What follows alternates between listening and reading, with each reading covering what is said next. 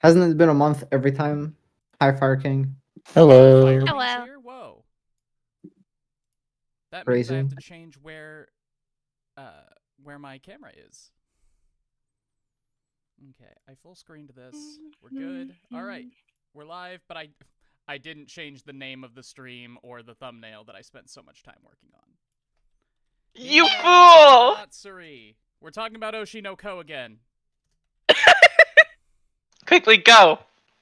Okay, I don't think the show was that good. Oshi no Ko. I stand by my 8 out of 10. Fuck you. I don't remember really watching it good. at all. YouTube explanation point, new video, thumbnail, open. We Hinamatsuri now, boys. Yeah. Do I need to refresh the stream or something? I mean, if you want to see the new title and thumbnail, then yeah.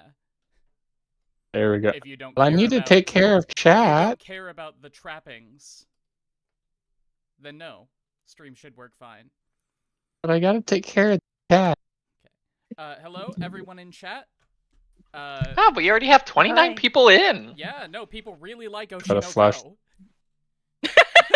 I know. We tricked you all. This is Hinamatsuri. Hinamatsuri You one. should have thought about that first. Okay, everyone in chat, send me $5 if you're here. You're Brilliant, breaking okay. stars, man. You're breaking stars. All right, we'll give people a couple of minutes to show up. I'm very quiet still, huh? Let me turn up the volume of my mic in OBS. That might make a difference. Don't you still need to change the thumbnail? I still see the Ocean No, I Oko changed one. the thumbnail. YouTube just takes a minute to update that. Hello, Jem. Okay. Hello, Average Human on Twitch with VODs. Okay, you sound good to me on the stream now, so Okay, that's Same. excellent. Even though there was an echo with everyone else. There's an echo with everyone else. Let me turn off my desktop audio. No, Fix not that. you, not No, you, no, because I I was can't. listening to both at once. Okay, all right, excellent. Let me turn off my desktop audio, and then there won't be an echo because nobody can hear any of you. Okay. We've been silenced. Joke's on you, Hinamatsuri is my favorite anime. I'm happy to hear that. I have good things to say about it, and also bad things, but... All this is going to come we have flushing a back lot to me. of opinions on it, but we definitely, I'm pretty sure, fall in different points in terms of how much we liked it. I gave it my It's default possible rating. there's Yeah. a sliding scale. It's like a 7 out of 10-ish. I don't remember it as much. It's been a while. I wasn't Pretty able to watch generous, it. in my opinion. What was that, Tenek? That's pretty generous in my opinion. Yeah, I I know gave you it like didn't like a it, so that's going to be interesting. I remember liking it. Yeah, let me turn up your It's going to all volume come a little flooding bit. back to me like a brick when we start talking. Okay, hello everyone in YouTube chat. My name is Explanation Point, you know me. Welcome to our monthly anime club. We're going to be talking about the... When did this come out? I didn't look at Spring my... 2018. 2018. The 2018 hit cult comedy series Hinamatsuri. About a lovely alien Stranger Things kid. I think she's MK from the Ultra future. It's from the style. future. From the future. What? No, I'm pretty sure she's just a psychic. No, don't- she's from the future. There's if you Esper. read further in the manga, it explains it's like some. Well, the anime But never it's gets into not that, in the anime, so Okay. it's not real. It can't hurt me. which I think is a really good thing. I'm really happy that they never explain where this girl is from or what her deal is. But anyway, the hit comedy series from 2018 about a strange telekinetic girl literally falling into the life of a mobster. I had a really good time with it. I know that the other 4 people here, which, by the way, record attendance for Anime Club, the other 4 people here have differing opinions. I don't think anybody outright hated it, Tenek. No, I didn't hate it. That's Okay. kind of putting it strongly. Tenek expected to hate it.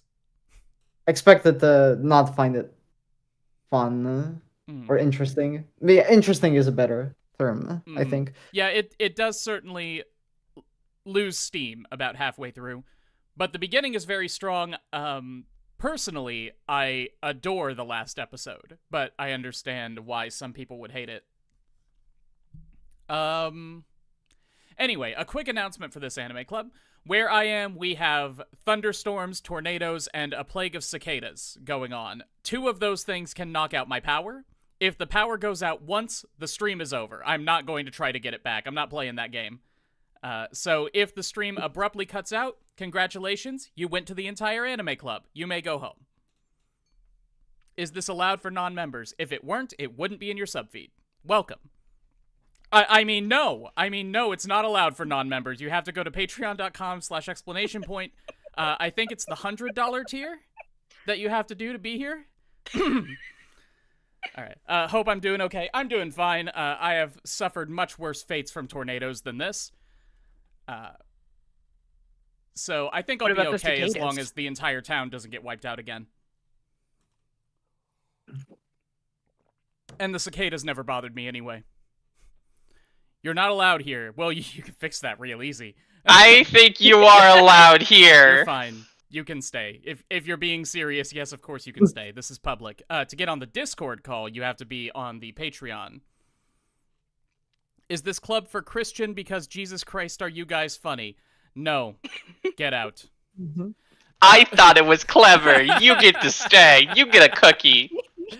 We do have a new patron in the call today. Everybody welcome Jams. They are in the lower right corner. Howdy. Other than that, we have Fire King just to the right on your screen. I'm alphabetical. We have Right, Tenic. Hello. We have Scrub. Hi. And we have me. And of course, the most important member of all of this, all of you. Welcome. Can you also have a cookie? Go make your own. Watching this at the vet because my snake swallowed a rubber mouse. Don't give them that. They don't know the difference. Bribing official. Hell yeah. All right. You give him a rubber mouse. Okay, we got 30 concurrent viewers. Pretty good work. Let's start with just general thoughts. Hinamatsuri is billed as sort of a surreal family comedy. It's a found family weird pairing show in the vein of, what's another good example? If it's for my daughter, I would even fight a demon lord. Is the first thing that comes to mind for some reason. That's the first time I thought of that show in 5 years. Wait, so many old shows. I feel so old. Yeah, like, I've never seen Usagi Drop. I feel like it's vaguely similar to that in superficial ways. Anybody else have ideas? I can't think of anything. I agree. Okay, so I remembered, this is gonna sound a little weird. Okay. But there's a specific song in the musical Be More Chill. Its tone and content is like the thing that I think the like optimal version in my brain of Hinamatsuri would be. It's called the Pants Song, and it's like a structurally really important moment in the musical. It's the main character's dad. He's like, oh my gosh, my son, something's going on with my son, and I've just kind of been not doing a good job as a dad, and I need to step up. I need to put my big boy pants on. And it's like, it's this really funny thing because the entire musical, like, part of the whole thing is that he is that his son is really embarrassed and ashamed of him because after his parents got divorced, his dad has just essentially been in this state. And the point is that the entire song is very soft, is very sincere and everything, but it's also based around a pun. So it's just this, it's this really fun, really upbeat number that seems like it would just be a silly joke, but it's also like really cathartic and like kind of the linchpin of a lot of things. What? Like Man Up in the Book of Mormon. Oh, I don't remember that song. I've no, only it's the listened Act to One the soundtrack closer, once or isn't it? twice. Anyway, potentially. When it comes to anime that are like Hinamatsuri, because I don't know how many people, I hope that everyone in chat is familiar with modern musicals.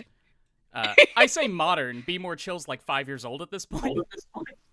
Yeah, it's like, it was really big with people who were theater kids in 2016. I know Hades Town, and that's about it. Modern musicals, you mean Hamilton? Oh my god. Is Hamilton modern? Yeah, no, it's not. Hamilton's old school now. Gabriel Dropout and Asobi Asobase. I've never seen either of those. What? I would say Good Luck Girl kind of fits into that crowd a little They didn't bit. vote for that. Oh, I I've also seen it. know Guys and Dolls. Tenek, you were gonna That's say from something? like the 30s. I mean, I've seen Asobi Asobase. I mean, the only thing I can really think that it has in common with Hinamatsuri is that it's a comedy show with wacky I characters. know there's a specific can't- show that I'm trying to think of, but it's just not coming to me. Yeah, Free Run. It's just like Free Run. What? It's nothing like Free You're Run. gonna have to explain that. Well, both shows feature children, and So people who true. are older than them, Very giving them true. life advice. No, it's Yes. Large Community Network. It's Matilda. If Mrs. Honey were a mobster. Yeah, Is but Matilda an Yes. anime? you just can't. You can't But do that. I'm explanation point. I can do whatever the hell I want. Yeah, I have to be honest. I'm really struggling to remember or see any comedy show I've seen that's like has roughly the same premise. Mm-hmm. Yeah, I'm scrolling through my anime list now, and I'm just at My Hero Academia, all 20 fucking seasons. Is it already that far up? It's season 8. Season 7 is airing now. Anyway, I gave this show a 7 out of 10. Fire King, what would you give this show? It's been a while, but if I have to remember, like each chapter, like since it focuses on different characters, Mm-hmm. each one kind of varies. But on average, probably close to 7 to 7.5 out of 10, if I remember I would correctly. give it a lower 7, like pretty much straight on a 7, 7.1 maybe. But that's nitpicky and noodly. Tenek? I would give it somewhere between a 5 and a 6. I put it at a 6 just because I thought I'd be a bit more lenient. I did maybe find it like more funny than I expected I would, so I would agree with a 5 if it were only the last half of the show. The last half of the show is around a 5 for me.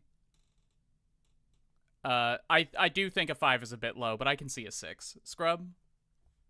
I'm saving mine till the end Whoa, of this whoa, stream, look in so the that special if you girl want here. to hear all the number Special, scores, special you have scrub. to watch it all. Oh, thank you, actually. Ooh. And Jams? Okay, so in my brain, 1 to 10 scores are always going to be like the Jello Apocalypse rating system of it's like a 5 is that was a film, and Mhm. anything like above or below that is like a weird sliding scale. Sure. So I think I would give Hinamatsuri holistically, like just as a whole Overall. experience, like a 5.5. All right. wow, we We're actually pretty agree. What? split.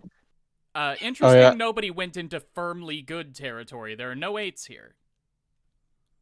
Nope. Yeah. I thought you were Fair gonna enough. just like No, watch you- till the end of the stream. when you brought up Jello Apocalypse scale, I thought you were gonna give it like a negative number. I was thinking the same thing. No, We'll say plus or minus 5. Like you can enjoy it ironically or not. Mm-hmm. Wait, so you mean you became a Patreon and you joined the stream for a show that you don't even think is a 6? Well, it's They not. just want to talk. I just like talking about things that are interesting to me. It's like I have this thing where if something sparks my interest enough, then I will talk forever. Mm-hmm. I can do That's this. called a And- hyperfixation. And we've Yeah, all yeah, got I them know. here, so we need to rein ourselves in. Yep. Yes, correct. But I listen, just kind of Tenek, I got through the first 2 episodes and then I was like, wait, why do I have so many notes? Tenek, there is a rule here. We do not question why people become patrons. Yeah, that's fair. Mm. Actually, I thought did you this said one- there were no rules in the No, explanation I'm making chat. a rule right now. If there's ever a person who is a patron and you think they probably should not be, it is illegal to say that. Yeah, apologies. You I see don't- no biases you in this don't ruling question whatsoever. Why people join the Patreon. You do not question why they're at the tier that they're at, unless you are trying to get them to be a higher tier. We do not talk about Anime Club. Except to First people rule of of lower Anime Club. tiers to convince them to join Anime Club. All right. But actually, looking through my list, I did find a show I think is comparable. is Spy it? Family, I would say, Family's is kind of like this. Yeah. Spy Family focuses a lot more on like the wholesome family stuff and less on the wacky supernatural comedy. But yeah, Spy Yeah. Family's good. All right. Nifty. let's start talking specifically about Hinamatsuri now. Yes. Hinamatsuri. All right. Overall premise, I think, has a lot of potential here. Like, I, for one, love shows that are focused on wacky pairings. Hello, Katara. Nice to have you here. I love shows that are focused on wacky pairings and cool dynamics, and I think that the dynamic between these two is very good. Nita, in particular, is just very fun to watch. I'm gonna say something stupid and uneducated, because obviously I have no experience with the Yakuza, and would never claim to have had if I did. But he seems to be a pretty well-rounded depiction of somebody who gets involved with that kind of life. He fell into it because of his employer's connections, wanted to make a lot of money, a little bit down on his luck. Guy likes women, guy likes action. But he's mostly just a normal dude. And his life gets completely upended by the arrival of a child, but not in the way that gangsters' lives are usually upended by the arrival of children. And I don't know, the way that they're both relatively straight-laced but in very different ways is interesting. I love how he's trying to explore, like, the trappings of being rich. His vase collection is incredible. Yeah, the vase collection. Yeah, and, like, a great visual or, like, physical metaphor for how a child destroys his life from the inside. No, I never I thought of it hadn't that thought way. of it like that. Mm-hmm. That's actually a clever parallel. That's pretty nifty. I mean, I wouldn't really call it a metaphor. It's just I think it's the physically showing actual that on thing. screen. Huh? I think it's the actual thing. You can't really call it a metaphor. Mhm. That's why I No, said it's parable. like, I mean, I guess it's symbolic in a very straightforward sense. But yeah, Hina literally goes into his life and destroys his things. The anime is literally Oron because they both have broken vases. So true. Oh, yeah. Yep. All right, I think Anime Club is over. Muse of Salzburg has solved it. Anyway, I just love watching these two together, especially near the beginning when they're first trying to figure out what their whole dynamic is. I think maybe one of the reasons I didn't like it so much is because I think that's specifically the part I couldn't agree with. I really hate Hina early on. She really Sure. reminded me of Maru-chan. That kind of, like, absolutely spoiled, doesn't care about anyone else a bit. Absolute freeloader. Everything I like can see that. that. I wouldn't call her spoiled. I think, like, yeah. My thing is that I realized actually through Hinamatsuri, the best way to speedrun getting me specifically to hate a character is to have that character destroy something that somebody else owns. Okay. Yeah. Like, there's something about that specific action that just makes me go, I instantly hate you now. Sure. Like a huge amount. And like I realized that feels weirdly irrational, I thought to myself, considering how this is framed, just how much I hate Hina now. Oh, this is a me thing.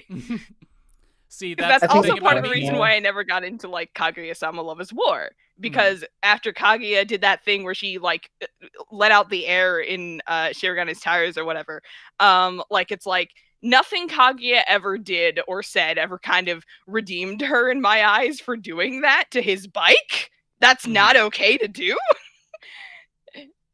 And so I realized, oh, that's why I felt so strongly about that. Now, Trekkie mentioned something interesting, which is that in most comedy shows that have a plot, like this one does, the plot and the comedy are separated, at least in anime.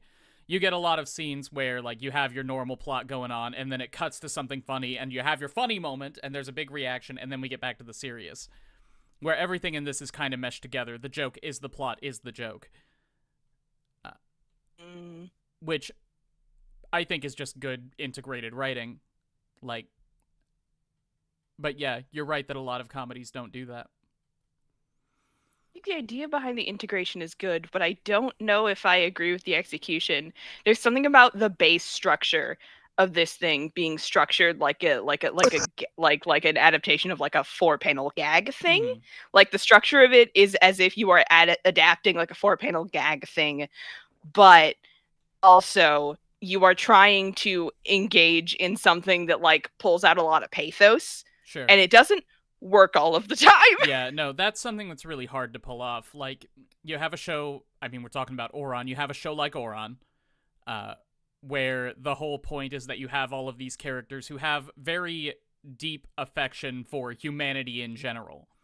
But they're all really freaking weird. And they have strange ways of showing it, and they all have their own flaws, and it's funny. It's hard to pull off funny and, what's the word? All I want to say is pathetic, as in evoking of pathos, not stupid. Pathos full? Full of Pathosful. pathos. Pathosful. It's pathosful. All right, guys, let's get that going in the next dictionary. Come on. The pathosful gospel. Katara, don't try to watch 2 streams at once. You can turn one of them off. Choose. You'll pick ours because we're awesome. Comedy and plot interplay. Yeah, that's hard to pull off. And yeah, you're right that this show doesn't do it all the time. But I think in the moments it does do it, it's very good. Yes, yes. What do we think of Nita? Nita's cool. Nita's Probably cool. one of the only normal people in the whole show. I mean, there was that whole documentary about how he craves nothing but violence. He's a killing machine. Mm-hmm. Yeah, how could I forget I that? actually really like Nita. I mean, I liked he him is... right off the bat, which surprised me. Continue. No, yeah, he's definitely the straight man out of everyone in this show. I mean, No, there's one other person who would be considered straight man. well, that's we'll get what to I thought. them. Oh, hey. But Nita is really just, like, he is a Yakuza, but man, he is just trying to live the most normal life possible as just some rich asshole. And absolutely cannot do that anymore, and watching him just ridiculously go... There's some times where he's a little too mean, and I'm sure we'll get to those, but watching him just try to survive Hina's antics, it's sympathetically funny. Like, I feel bad for Nita, but I also think it is funny what he goes through, because in the back of my mind, I know, like, he is a Yakuza thug. He's probably done some pretty bad stuff, Sure. so I can't say he doesn't deserve some of the bad things that happened to him. And I think that's some of the genius of it, because, like was said, it's hard to get over Hina not growing and not learning to be a better person. But at the very least, her actions are most affecting the life of someone who we can assume to be a pretty bad guy. Like, Nita was given a gun in episode 1 and said, go shoot up an office building. It was a Yeah. Wasn't it suicide like run, but he knew it. And then also, like, but it's really he was easy for going Nita to go to and bounce shoot back. up the office building until they killed him. Like, Yeah, but wasn't that for like an opposing Yakuza group? I It feel like was. that. Yeah. but, like, we know that if given the order, he will just go kill people. Yeah. He was not contemplate. He was dreading it the whole time. Yeah. But he was going to do it anyway. Yeah. And like most of the consequences of Hina messing up his life are either monetary, which is the thing he can definitively bounce back from, or like vaguely social, like happens in, I don't remember which episode it was, but like there was like a gag or something, not a gag. I don't remember which episode it was where he realized, wait a minute, having Hina and like the image of like being a single dad is completely wrecking my dating Yeah. life. Girls So, don't like, you know. that. It was a different time period, don't worry about it. All right. But anyway, yeah. So we like Nita. We think he's a good character, but Hina is a lot more controversial, from what I understand. Yeah, Oh. I can't really say I care much for her, especially in the beginning. The first thing that got me going, yes, absolutely, in the entire episode was actually Sabu. That one guy with the Letterman. Hina's just like, this tastes really good, and he's like, it's from the 100 yen store, and I was like, this one's my favorite now. Wait, Sabu is, or? Yes. That's fair. Yeah, I don't think you can dispute that. Sabu does nothing wrong, except that he is also a Yakuza. So Well, maybe he no, does. no. Episode 10. We'll get The to show episode doesn't care 10. about that. We don't have an obligation to care about it either. We have an obligation to care about it when we get to episode 10. I don't Yes, know yes, what yes. we're talking about. Maybe I wasn't paying close enough attention. Don't worry, we'll get to it when Sure. we get to episode 10. So Sabu's best character then. No, Yes, no, it's okay. Anzu. Anzu. No, it's It's Hitomi, Anzu. I think. Hitomi, I'll accept Hitomi. Hitomi's the best character. Yes. But you see, Anzu feels to me like the show had their core duo, and then they realized they tried to split the comedy and the heartfelt moments a little bit. They said, the story isn't giving me what I want with just Hina and Nita. We need somebody who's a little bit more sympathetic than Hina to have the heartfelt moments. And you think that was the point of Anzu? No, I think the actually- point of Anzu was that the author of this story thought, I need somebody from Hina's time/planet/organization to come down and hunt for her. And it would be Which is funny if technically they the thing wound that up the being show homeless. opened on. Oh yeah. Also, Mother's Basement think that's argues the that thing every character has an arc where Hina and Nita helps them, except Sabu because they can't fix stupid. I mean, It's accurate. that's why there I is like one him. character who doesn't get helped by Hina and Nita, and I don't remember her name. Oh, the like agent lady. No, Hinamatsuri No. characters. Bartender? Mao. Mao. Well, yeah. Yes, Mao does not Mao! get helped by anybody. Mao does not get helped by anybody. Mao They helps open on Mao. herself.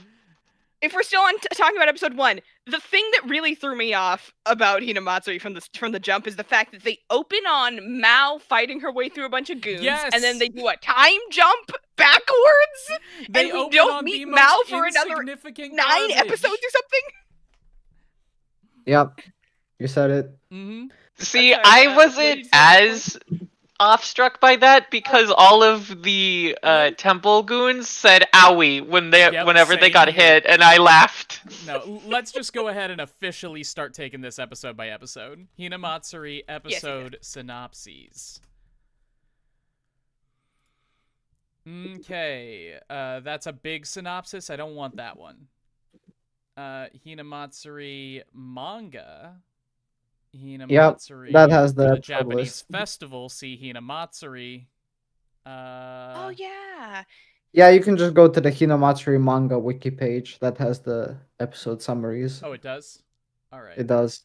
It's a bit confusing, but Anime. I All right, found it thank you, back then. Tenek. Episode 1. Arrival of the Psychokinetic Girl.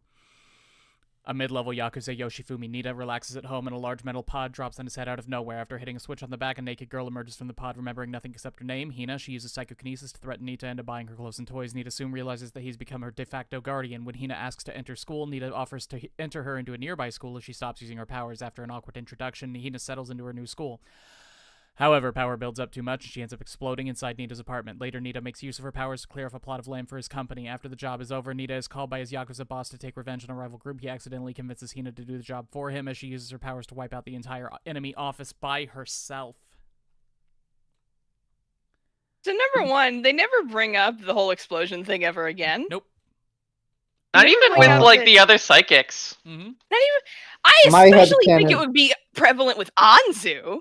Yeah. Like, Well, do you think Anzu can keep from I using mean- her powers long enough for it to be a problem? We never see her ever use her powers again, Except after she stopped For the stealing band. things, she doesn't. except for the band. except for with the band. Oh yeah. Oh, Hina. That Yes. ties into that's something Hina, else. not Anzu. Oh, no, I thought that was Anzu. You're right. No. Yeah, that's Hina. No, Anzu never uses her powers again. Mm-hmm. Crazy. Not Just- on screen. That's my headcanon that they just use it off screen. Mm-hmm. But I think that kind of outlines maybe a different problem with the show, which is that I feel like the premise about them being psychics is kind of underutilized. My headcanon was literally just that Anzu was so weak that it was impossible for her to have a psychic buildup. All right. Oh. Or That would be fun. Anzu, my girly. Well, Anzu doesn't exist yet. We're talking about episode 1. You're right. We're talking about episode 1. You know, the episode synopsis really makes all of that seem disconnected when it's actually pretty good at flowing together. Yeah, The sure. events flow together pretty well, I think. What was it again? What do you mean? The synopsis said that Hina lost her memory. This is false. She knew. Well, she at I least mean, says Hina it's just she big. never can't talks remember. about herself. She at least says she can't remember anything but her name, doesn't she? I don't remember her ever saying that. I think she does say that, but then, you know, I think she lied about it. It was Very, very probably, yes. Like, she recognizes Anzu when Anzu appears again. Yeah, She there you go. never seems like to think about anything from her old life until it appears in front of her. And it's very clear that it's not like she's like, oh my gosh, I remember now. She just sees it and she's Mhm. like, Hey, oh, I didn't Anzu. expect to ever see this again. How's it going, Anzu? Beat me. So let's let's talk about the very opening here with Mao, because that was a weird Right. choice. Like, is that the choice in the manga too? Or did they just No. know that they were going to end on that? they just knew. Yeah, Trekkie in the YouTube chat mentions that Mao's arc is an interlude between the manga pre-time skip and post-time skip. Oh, so like So they just used Mao's it as a entire bookend for the first season. Oh my god, this is Mao's just like- entire point as a character is to be the interlude from this is one phase of the plot, this is the next phase of the plot. Apparently. Yeah, and they just spaced it out in the weirdest way possible. It's I mean, that Okay, makes- yeah, that's the weirdest thing they could have possibly done. it's so strange that it's charming to me. I do like Mao. Like, oh, I love Mao, but, well, clip that and It's- send it to the CCP. Mao's story is exactly like a performing artist who fumbled so hard on the final dance step that they just tumbled their way into a brick wall headfirst and then said ta-da to my face. But Oh, baby. somebody recorded it and put it on YouTube, and their career took off because it was so charming. Mm. I mean, Wink? if you want to put it like that, sure, subscribe to ExPoint.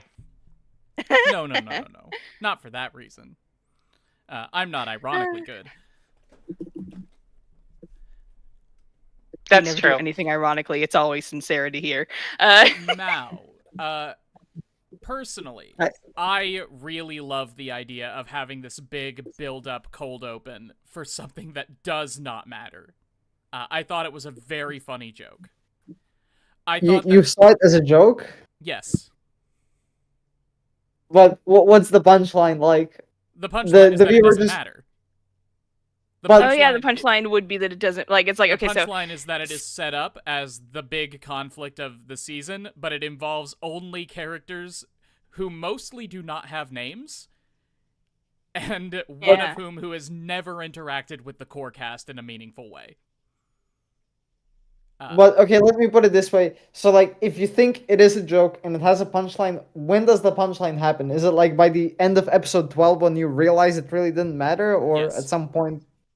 It's whenever you realize that this scene does not matter and is a waste of time. That's the punchline. It's a joke on you, the viewer. Ah. It's a prank. Oh, I it's don't like know, Homestuck. That's a pretty avant-garde understanding of a joke, I have to be honest. Well, I'm not a very guard person. Okay. Yeah. Nobody Um, nobody has ever called me après garde, okay? Not a sin I've been Après? accused of. I said avant-garde. I'm not sure if you Yes, I know. misunderstood me or not. Okay. I am Après is avant-garde. Après is the opposite of avant. Yep, avant is before and après is after. Oh, Oh, okay, yeah, It's- okay, I right. didn't know that. Avant-garde means before guard, before being guarded, which means like without preconception. If you had no idea of what a story was supposed to be like, this is something you might produce. It's avant-garde. So I just said Ah. après-garde, which is after preconception, I guess. It's not a real phrase, it's just something I said. Mm. But it's I love language very mix. by the book. It's Linguistics is amazing. George However, Lucas, I avant-garde. should point out that we should probably stick the discussion or we will run out Oh. of time. No. I wouldn't worry insist about on that. coining phrases instead. No, Scrub is right. We've got to be responsible no matter how little we like it. Unfortunately, someone has to be the parent of this group. Yawn. Yeah, right. Okay. I think like If I may say just one quick thing about the mouse scene at the start, I think even more so than setting up a plot that doesn't matter, I think what I found maybe even more subversive is that this really isn't an action-oriented show past episode 1. Kind of gives a false impression. Yeah, of course. Like it sets this up as a wuxia show, and it's not. It's a family sitcom. the hard contrast between that scene and then the rest of the episode left me so weirdly discombobulated. I was like, okay, what? And just personally, What? I think that's a great headspace to be in when you're starting this show. Really? Having no idea what's going on, being constantly on the lookout for any bit of sense, like it's like your brain is primed for absurdist comedy. I thought it was a great opening. The more you talk about this, the more I'm like, this is just Homestuck. See, I hate Homestuck though. Anyway, episode 2. Let's go. It's 11:40. Yeah, episode 2. Let me work out how much time we have per episode. 20 minutes to 12, then another 2 hours. So we have 2 hours and 20 minutes to talk about another 11 episodes. Leave 10 minutes at the end. 2 hours and 10 minutes to talk about 11 episodes. 2.1 is a number. Isn't it about 12? Sure. 12 times 11, that's 12 times 11 is 131. 121, but you have to do it in base 60 because it's time. And I'm not going to do that. I mean, I'm just talking like we have.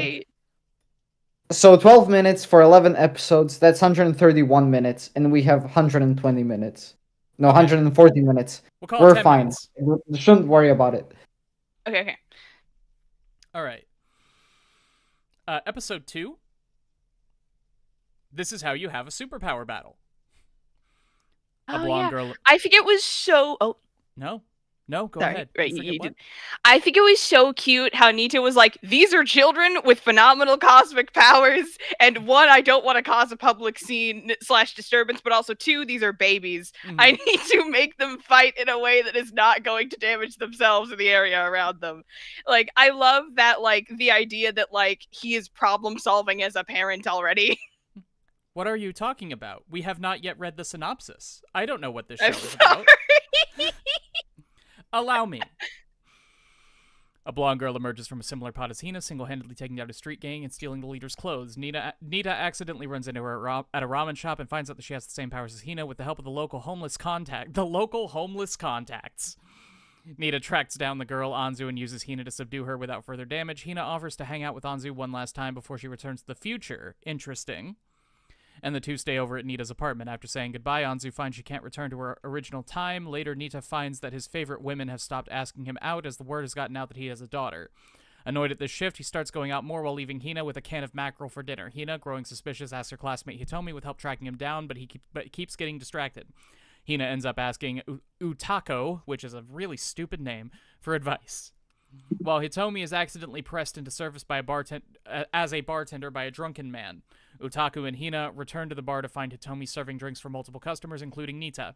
The group then heads together to a nearby cabaret club and parties hard. The next morning, Nita awakens to find a large invoice from the club. We introduce Anzu and Hitomi, the only 2 people who are in contention for best girl. Wait, Utaku and Hitomi? But, No, I mean, Anzu and isn't that... Hitomi. I mean, you're still pulling a middle schooler in the best girl, but... No, maybe I shouldn't question that. You Never weren't mind. allowed to question me. We're expanding the rule. No questioning me. No, I'm questioning you. I don't know. Don't worry, I don't know how to ask questions.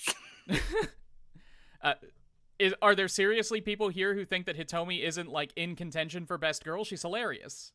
Hitomi is hilarious. I feel really bad for her. We'll get to Yes, that in like she's a episode Wooby. 10 as well, but I adore Hitomi like being such like I love this specific flavor of Hitomi being such a pushover where she's like I don't know how to and then he's like don't worry I'll tell you how to make Yeah. a drink and then she does it and she's so good at it. Hitomi is just genuinely good at literally everything in the world. She just hasn't tried it yet. Except for standing up for herself.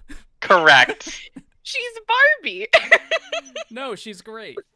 Like, every time she's on screen, I know I'm in for something great.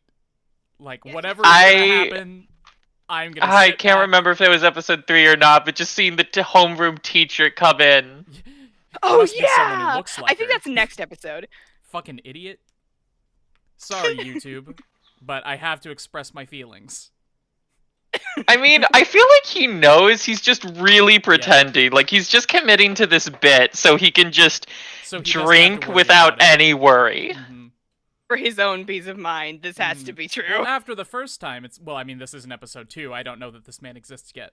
But after the first time, Right. he's at least like, well, now if I admit that it's Hitomi, everyone will know that I went here to the bar and was served drinks by her already. So I can't admit it. She has to not be Hitomi. She simply has to be. Mhm. So he just chooses not to know. Anyway, the whole bartender situation is so much fun. Like, Hitomi is the perfect kind of character to just stumble into a plot. Like, my anime group and I were watching Bartender Glass of God right now, and there were so many jokes that I wished I could have shared. Like, but none of them were watching Hinamatsuri with me, so I couldn't have. Yeah. But speaking of, if any of you are watching Bartender Glass of God, you should imagine the bartender one day standing there stoically while someone mentions all their problems, and he's figuring out what drink would best lighten their day, best serve as a metaphor to solve all their personal problems, and then I want you to imagine him reaching below the bar and just slamming a can of Miller Lite on the counter. Oh Just god, back that sounds like an tab. awesome commercial. It's gonna make That's the entire delightful. show so much better. Also, tangent, I know we need to be talking about Hinamatsuri, but this was incredible.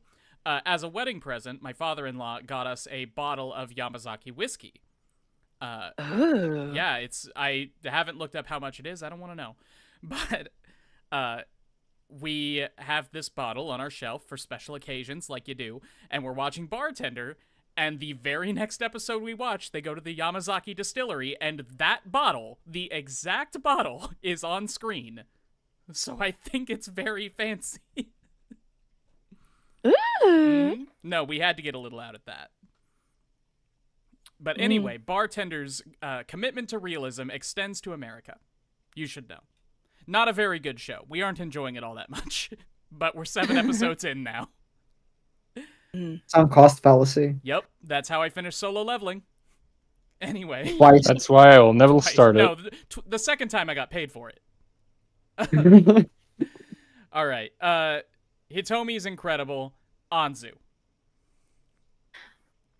Anzu, when she first appeared, my immediate reaction was, "Why are they introducing a Lancer?" I was like, "Why are you here? Why are you here, random girl?" And then she got her cool little stolen biker outfit, and I was Yep. like, "Okay, she's got style." And then she like fully goes for Hina's not Hina's Nita's like thing where he's like, no. Here is how you do a psychic battle, which I love that that's the title. I love that like you start it and you're like, what in the world? There's a fight, Yep. and then it turns out that like it's just a problem Nita's solving. Now that you say it like that, it's the exact same joke as the beginning of the first episode. Yeah, it actually is in a way. Art of the misdirect. No, this show really likes that joke, I guess. I don't think I see what's a misdirect. Oh my in that gosh, they fight even scene. do that in the opening. They do that with the opening and ending. That How so? misdirect. So in around episode episode 8 or something. Hold on, let me double check the notes. Let me double check the channel. Let's see here. Episode 8. So yeah, around episode 8, episode 7 is when he asks Utako out, and then she's like, nope, and she completely stonewalls him.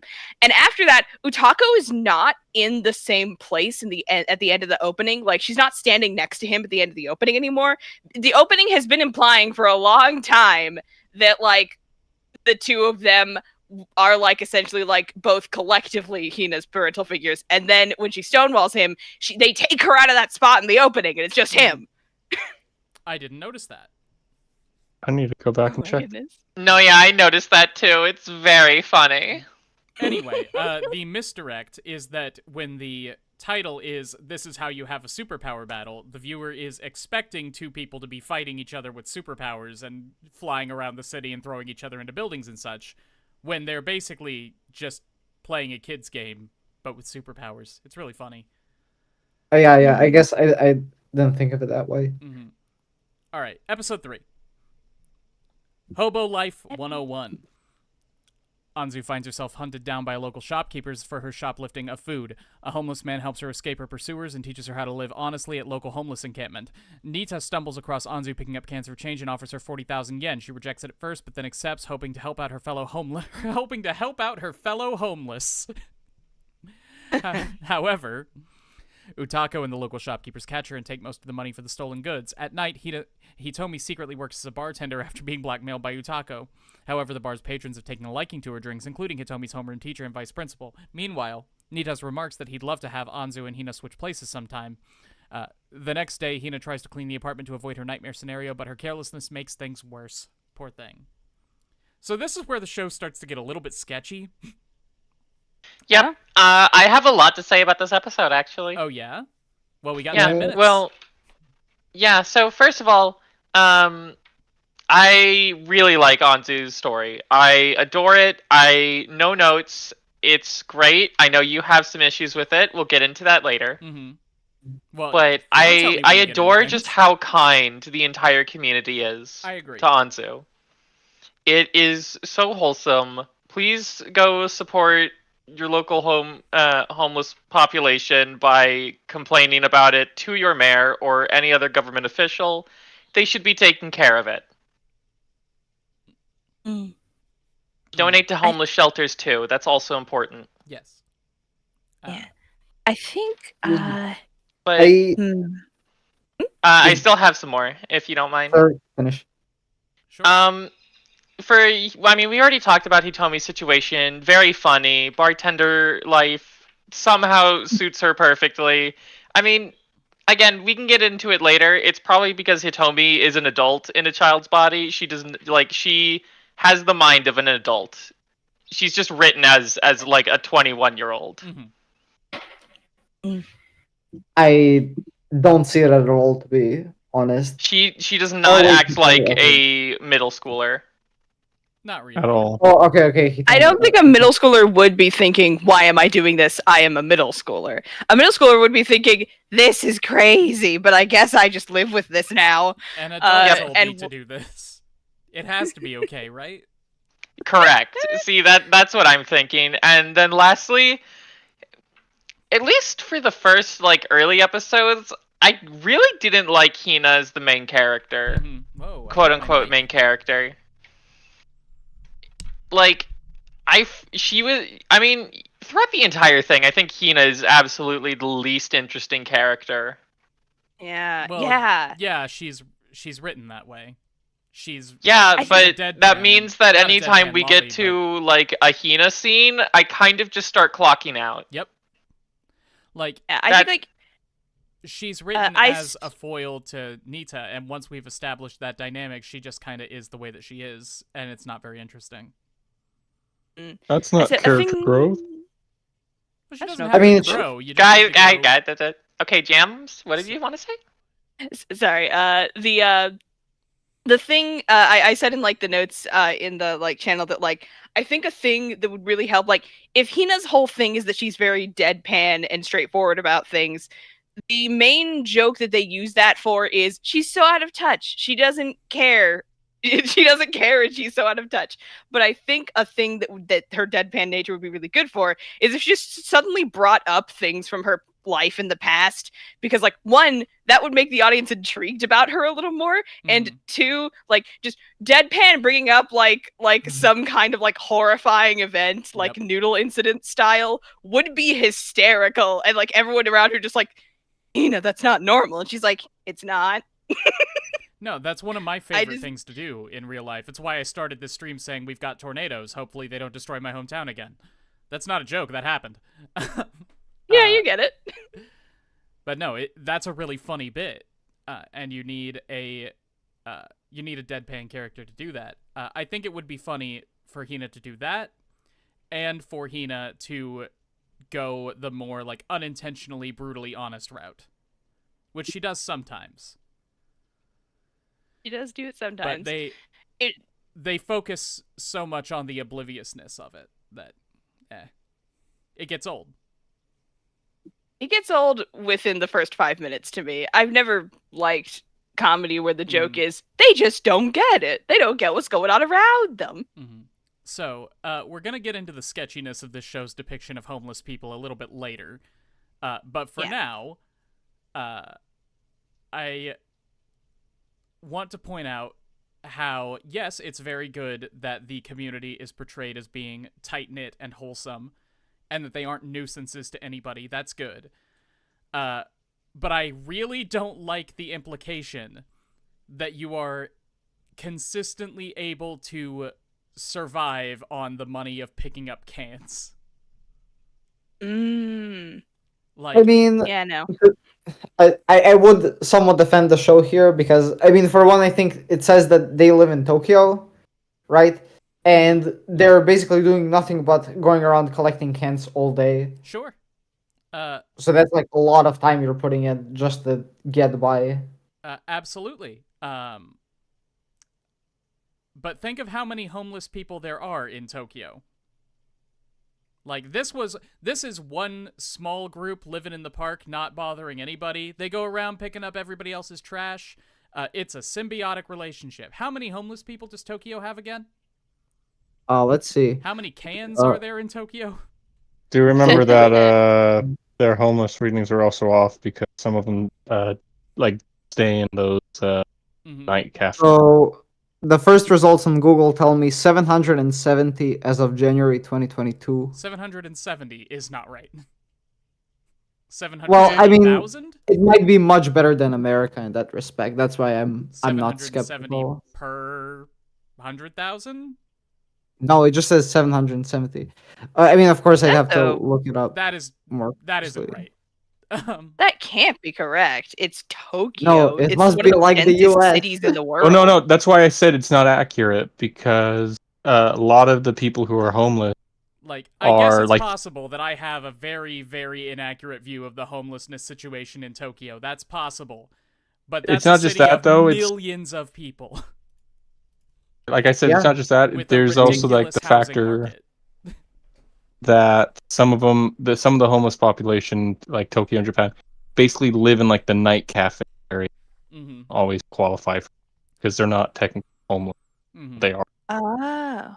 So like it's like kind of how like the U.S. doesn't really have an act or like how our unemployment thing works. Mm-hmm. Oh, you work one job for barely 8 hours. Congratulations, you're not an. Yep. Point is, I'm just getting big bootstraps vibes from this. It really gives me the impression that if these people just worked harder, the show would let them not be homeless anymore. Which it. It's not. Not exactly, but we'll talk about Anzu's situation later. I just don't like the vibe, mostly. I don't think it does anything too explicitly wrong. I think the reason that I didn't pick up on, like, that kind of vibe is because, like, the thing that's happening with, like, Anzu, like, being, like, inducted into the little homeless encampment is, like, they're, like, this old man essentially says to himself, dang, this is a kid in a similar situation to the situation that I am in. And I can't just, like, in good conscience leave her to like fend for herself. I gotta give her strategies to deal with this thing that we are both dealing with. Especially since she's currently basically truant. And so like the idea to me was always like the guys at the encampment, for whatever reason, they can't easily change their situation, but they can help Anzu adapt to the situation they all share. You get me? Mm-hmm. And so, like, because I was always looking at it with that lens, it never, like, clicked for me necessarily, like, the thing you're talking about. But now that I'm thinking about it, I'm like, logistically, how does this work? I mean, it's like I mentioned in the Discord, there is that time when Anzu's parents specifically explicitly tell her that telling children that they need to work to get food, and if they don't work, they don't deserve food, is good values.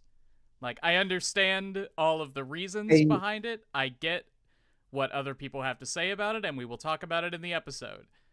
Yeah, Just saying that those explicit words are said. Anyway. I'm not sure, but okay, whatever, we'll get there. I want to say, sorry. I just want to say about this episode, I've always been kind of bothered by the fact that Anzu just kind of very easily accepts her circumstance. Because, I mean, at the start when she's introduced, she's not that nice to the point that I wouldn't believe, I could believe that she would just not want to ask Nita for help. Mm-hmm. Out of some pure sense of that was weird to me too. Like, what was the reason for not going back to Hina and Nita's place? Just, you already said goodbye and it would be embarrassing when we meet again? It seems right, yeah, it seems like that. Why can nobody in this show just talk to people about their feelings? That's Japan? every show. Japan? Japan? No, not just that. That's Japan. every show. Like, if you take that same concept, a Goofy movie wouldn't exist. And maybe it Just should. talk. I love a Goofy movie. The silent pressure of Japanese culture is terrifying. All right. I know that, Episode 4, too. Disownment Rock and Roll Fever. Oh, yeah. The Rockets! I love these guys. Upon finding his apartment trashed, Nita disowns Hina and kicks her out. Hina blows through all her money and ends up spending the night with Anzu in her shack, but soon exhausts her patience as well until Anzu kicks her out 3 days later. Meanwhile, just like Jesus. Meanwhile, Utaku and the rest of her regulars at the bar kick Nita out for supposedly abandoning his daughter. Alone and lost, Hina is inspired by a local indie rock band to use her powers for street magic and also helps the band explode in popularity. However, she decides to take her earnings with the group and leaves to buy Nita a new vase as a peace offering. Later, Hitomi ends another day bartending while she helps Anzu take in empty cans and is introduced to their homeless lifestyle in return. Hitomi tries to keep up with the upbeat Anzu but falls asleep standing up. See, it's stuff like that which makes me feel like Nita deserves the bad shit that he gets when he just kicks Anzu out and just like constantly tries to tell everyone, no, it's for the best. Like, I should have just left this child out to fend for herself forever. While that is true, I do want to say that if I had a destructive, selfish child like Hina literally fall into my living room, destroy my things, expect me to buy her high-end food on a regular basis, while threatening me with a gun, I would not want her to live in my home either. That's fair. You know what? I take back what I said. Hina kind of deserves to be homeless. Hina deserves to be homeless. Yeah. Listen. Divine punishment. Hina is a child, and we all have to remember that, because if we forget, we will kill her. As she has the power to throw buses at people. Mm-hmm. Look, I'm just saying, if justice existed in this show, then what would have happened by the halfway point is that Hina and Anzu would have switched places, and it would stay like that until the end.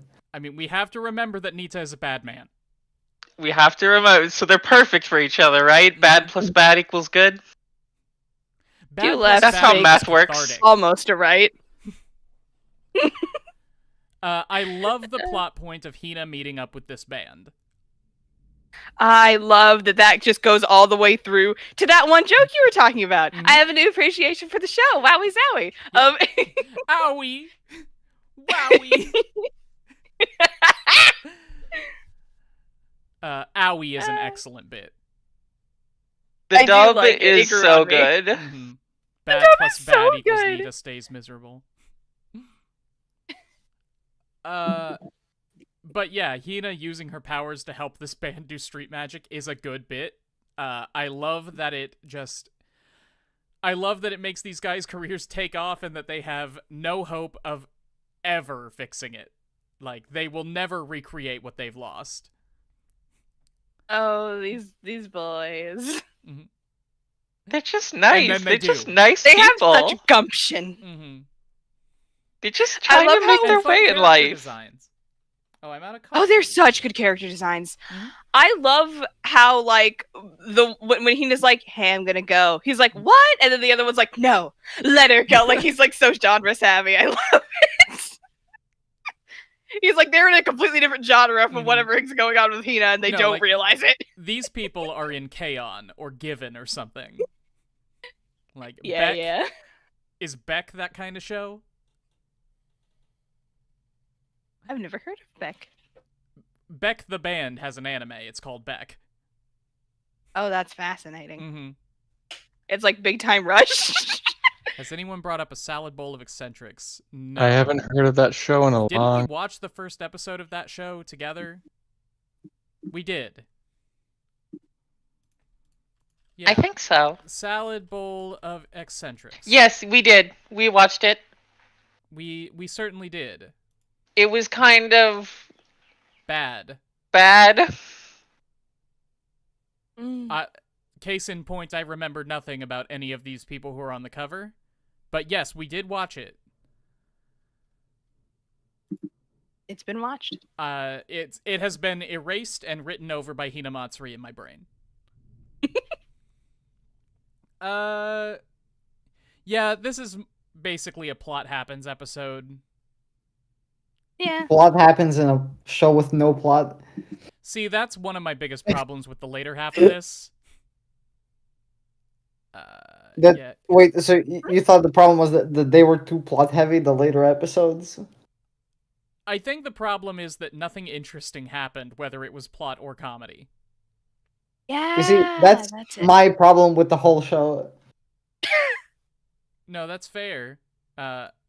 Like, the things that happened are good. It just doesn't follow up on them in a way that keeps it interesting for 12 episodes. If this were 6 episodes, I think it would have been pretty good. Should have been an OVA.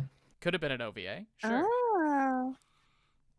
Anyone have anything else to say about episode 4? Like, we love these boys. No, it's just the boys. Always good. Boys good. Duh, boys. Yep. Yeah, that's about it. Episode 5. Episode 5! 3 heads are better than 1. Anzu tries to find old TVs to sell to another homeless man. After striking out on a cart full of old CRT TVs, Anzu gets a reluctant Hina to help and Hitomi to help her. Hitomi gets caught by a policeman while Hina asks Nita for the money to buy one. Eventually, the two manage to sell a TV each, with Anzu revealing that she wanted the money to buy a video game to play with Hina. Later, Hitomi's classmates spot Hitomi and then her homeroom teacher heading to a local bar. After gathering Hina and another friend of Hitomi, the kids try to find out the truth. After failed attempts to interrogate her at school, the group tails her to the bar, and Aizawa gets her to confess to being a bartender in increasingly higher tones. I liked the kids' plot. I adored that plot. Scrub seems to disagree. I always just kind of zoned out whenever the kids showed up because I thought it was extremely boring. Okay. Like, That's pretty interesting. It was you the say best that. plot. What, Tenek? I find it pretty amusing that Scrub says this, even though, like, a pretty good portion of the main cast is children. Okay, yes, but what I mean is the classmates. Any of the classmates, I did not enjoy, like, the comedy sketches for them. The plot that involves 0 adults. I like the glasses girl. She was funny. Aizawa. Yeah. Oh, she's great. She's pretty cool. Like, I love how she's over here like, she's like, how do I explain? How do I explain this without sounding strange? Sounds strange, don't bother. Okay, she like I see her and the way she acts, and I'm like, yes, you are exactly the kind of flavor of person who would like grow into somewhat who would like sentence. You are like the flavor of person I would expect to grow into like I can finish the sentence. I can do it. Come on, I believe in you. No, let him finish. Let's go. You're exactly the kind of person I would expect to grow into, like, being. I believe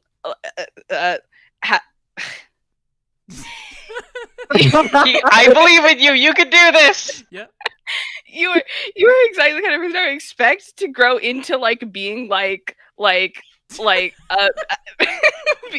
being like the lid. Did you ever want to, did you ever dream that you could do anything? You could do anything? Exactly the kind of person I would expect to grow into like like someone you could expect to grow into, like someone like you could expect becoming. I can see her. I can see her growing into like just becoming like a dom. There it is. It's the best way to describe it. There it is. Clap, everybody! Congratulations. We did it. It's one Woo! syllable. Okay. And that was the funniest joke of tonight. We can cut it now. Everyone go home. I do want to say something about this episode. The joke about Hina buying a TV just so she can sell it to like this homeless guy. Probably one of the best jokes in the show. That was pretty funny. I mean, it still boils down to Hina is oblivious, doesn't understand what's going on, but like it's like I was saying, that's a way you can explore that idea without just doing the thing. I think the punchline works best when Nita asks about it. It's like, did you get that new TV you wanted? Mm-hmm. Yeah. Okay, well, where is it? I gave it to a homeless person. Why? They gave me money for it. Yeah. No. And then another angle of the oblivious is, for once in the idiot plot with the children, she is not trying to be oblivious. She's trying not to be oblivious, and they're just actively not telling her stuff. Yep. And once if again, they just ask her, "Hey, Hina." If they just asked her, "Hey, Hina, do you know what Hitomi's doing after school?" She would just deadpan tell them, "Oh, she's working as a bartender at the bar my dad goes to." But no, they just like completely ignore her when she's like, "I still don't know what's going on." Yep. The kids were very charming, playing detective and trying to get to the bottom of everything, and I think I love that they do. I think that subplot that episode I think would have worked better if they didn't have such an easy way of seeing that she works at a bar, because she walks into a bar. They never really explain why they have suspicions of her being a prostitute or something. They saw her walk into the bar with the homeroom. Her and the homeroom teacher walk into the same bar. Yeah. And then they think that's a sign of prostitution because... because they're stupid children, yeah. Yeah, I mean, I guess that's the best explanation you can think of. Well, no, because you see, that's not Hitomi. That's somebody who looks like Hitomi. Yeah. Yeah. The most salacious answer is the one that like lays its roots in their brains because they're middle schoolers. Because they're stupid children. They're like, it's gotta be the biggest, most earth-shattering explanation, and then they learn she's a bartender, and they're like, what? And what is the biggest, most earth-shattering explanation? Oh, he's gonna touch her boobs, man. And then what?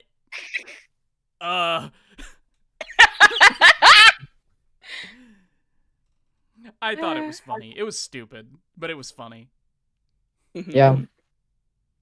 Not a lot of discursive value. Well, actually, I shouldn't be saying that. We've been using 10 to 12 minutes per episode so far. We use 6 on 1. We've got a little bit of a bank. Yeah. Anyway, we should move on to episode 6. If we're already halfway through, then I think we're using too little time per episode. Well, Really? it's a lighthearted comedy. There's not much in the way of that's discussion. Let's see. So that's 105 minutes divided by 7 episodes. So we have like 15. Yeah, we'll go with 15. Whatever. Nifty. 50. We probably don't need that much time anyway. Yeah, just read. I did have an idea earlier of a charity live stream where for 24 hours we discuss the same shitty anime. Oh my That goodness. sounds extremely exhausting. Butlers x Battlers for 24 hours. And we have to keep finding shit to say. I love this idea. I might bring that up to the broader AniTube community. Anyway. Yeah, okay. We can discuss it later. Just read it. Episode 6. Nita-san has a dandy dad. Nita gets called back home by his mother and sister to pay respects to his late father. However, after Hina answers the phone, Nita comes up with an increasingly complex lie to explain her presence while drinking with his family. Nita lets slip that he kicked Hina out of his home and decides to admit that Hina is his daughter. Meanwhile, the homeless encampment is about to be demolished by the local government. Anzu tries to rally her fellow homeless, but none of them wish to fight a losing battle. Instead, they tearfully leave her with Utaku, who leaves her with the Hiyashi family, who owns the Chinese restaurant Rai-Rai-Ken. Remembering her old friends and their lessons, Anzu decides to work at Rai-Rai-Ken with her new family. So true. So this is the one where they tell the child, yes, working to earn your food like a good citizen is good values, which is not, like, wrong, but it feels bad. I didn't really notice that part. I was too busy just being emotional over just like how much I liked Anzu's story and how much I didn't actually really care for Nita's side of things. She finally gets nice things. Let her be happy! That's super heartwarming. I appreciate that aspect of it completely. And I understand what you said, Jams, about her new adoptive parents not wanting to give her too much of a culture shock. That's just, I didn't get the vibe that that's what the show was going for. I got the vibe that the show felt like, yes, this vagabond child now has a civilized upbringing, and she can engage in capitalism for food like a modern person who isn't dirty. Yeah, I never really got that sort of thing. Yeah, I'm kind of with Scrubber here. I didn't see maybe that that's just me. I But I can understand how definitely you can come to that conclusion. Yeah, I can see how you got to that conclusion. But like, it's not also, the one I... The homeless people, to me, I'm trying to phrase this in a way that isn't homeless racist. Homeless phobic? Shelterless Homophobic? phobic. What? Not what's the word? NIMBY? Homophilic. Wait, that's also not right. Let's call it homophobia. Well, yeah, we'll do that. Hobophobic. There we go! Trying to phrase this in a way that isn't hobophobic. I feel like saying the term hobophobic is in and of itself hobophobic. Oh my god. Yeah. My brain just thought, well, it's not like there are any of them watching. Oh my god! Could be, though. I apologize to everyone who exists for that. There are homeless people who have phones. I know. Or library computers. It's a problematic thing to say because it lessens the reality of the lived homeless experience, and I apologize for it. But it was very funny. What was I going to say that actually mattered? Oh yeah, the homeless people in Hinamatsuri. This sounds bad, but did they seem very clean and polite to anyone else? See, the thing is like, on one hand, yes. On the other hand, contrasting with everyone else, they did seem grungy. Yes, when contrasted with everyone else, but they were definitely a lot cleaner for a more pleasing audience experience. That is correct. That's where I was getting at. is that they do not feel homeless to me. They don't feel like they're struggling. And, like, if you want to say that this is a lighthearted comedy that doesn't want to get into the reality of homelessness and poverty, then that's fine. I get that. But it felt like a very important social issue was being downplayed for the purpose of a feel-good story, when I think it made some irresponsible choices is all. I don't know. I don't think I agree with that. For one, because I think we do see them struggle in a lot of ways. Like they I think talk about some financial problems they have. Obviously, they don't have any stable sources of income. Also, the fact that their homes are being taken down, the tents. Mm-hmm. Also, like, this social group that they built for themselves is just dissolving. It's disappearing completely. Sure. It's also just the fact that, like, God, it feels so real to me, where it's just, oh yeah, what's the government doing about the homeless problem? Pushing it somewhere else. For sure. I get that. This is a reminder to go attack your local American congressman. Yo. I'm not allowed to say that on stream. Just remember to bring the pitchfork and torch. Whoa. In Minecraft. In Minecraft. They have pitchforks in Minecraft? Oh my gosh, when did they add that? Which update? Stop. Mods. Go attack your local congressman with a mace in Minecraft. If you happen to be on the same Minecraft server as your local congresspeople, which for me are Rand Paul and Mitch McConnell, you should PK them. Pour lava on their houses. It's okay. I'm pretty sure you could just kill Mitch McConnell with a light breeze at this point. You just look at him funny and he thinks, "Oh my god," and has a heart. I would never wish ill on any human being. Turtles are fair game. Teenage Mutant Ninja Turtles? Can we what, Tenek?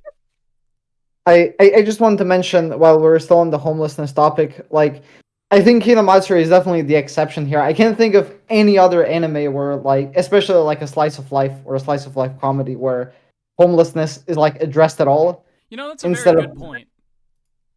Instead of the show existing in a world where it's basically non-existent. Most shows.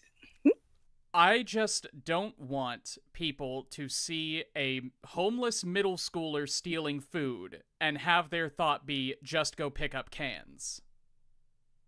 Mm-hmm.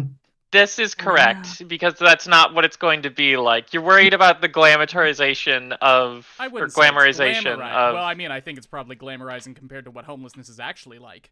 Even if you have a nice little camp in the park. But I don't want this to make people think that there are simple solutions for people in this situation, when it really seems to be saying that there are. I think the thing I came away with, that, like, the reason I, like, cried at this episode, like, with such genuineness, is the idea that, like, everyone around Anzu sees this is a baby. Mm-hmm. And she does not, like, see herself as, like, I am a child that needs taken care of. Like, she is she's like, I'm a person who can do XYZ thing. Like, it's like she's used to being, like, a competent, like, child soldier, basically. And then she becomes homeless. Yep. And she doesn't know how to navigate this world, and these people help her navigate the world. And then she loses them, and she gets new people to help her navigate a slightly different world. And it's this whole thing where, like, the axis of the story revolves around Anzu is a child that needs taking care of, and she doesn't realize that. I do appreciate that. That is very touching. I don't appreciate the framing very much, I guess I could say. I can agree to that. I think that I think the heart of the story works very well. I think the bones are a bit rickety. If we want to use an anatomy metaphor. Anyway. That's my issues with the whole homeless camp plot. And I will say the Nita family thing is fascinating to me. That's so funny. Yeah, the show No, go is ahead. lighthearted, actually. Sorry, what was that, Tinnick? Oh, yeah, the show is actually a lighthearted comedy, Right, not... of course, I forgot. No, go ahead, Jams, what's up? I like the thing that happens where just I like the amount of like very subtle ways in which like Nita and Hina become closer in these like weird like we are going to tell a lie together because I am a criminal and you are a child from the future. I don't know you're from the future because you have not told me this and you don't even know you're from the future. Yep. I have to assume Hina does not know that she is from the future. She's just like, I was in one version of the world, now I'm in a different version of the world. I don't know what's going on. I don't care. But it's like this idea that like he sees her trying so hard to keep up the lie, and he's like, I understand. It's like she recites the thing, and then he's like, okay, hold on, let's pull you back over. So Hina, you gotta improvise a little. And she's like, I don't know how to do that. And he's like, I'll compensate. And then like later when she just has to improvise, she's like, chili shrimp? Like, is it cold shrimp? I've never had cold and she's trying so hard. He sees her trying, and he's like, you know what? No, this is my girl. That's my girl. This is my girl. But also, like, you've never had cold shrimp? Isn't shrimp usually served cold? No. No. It's like Not cooked in here. pasta. Yeah, I guess steamed and fried shrimp. I was thinking of like cocktail shrimp.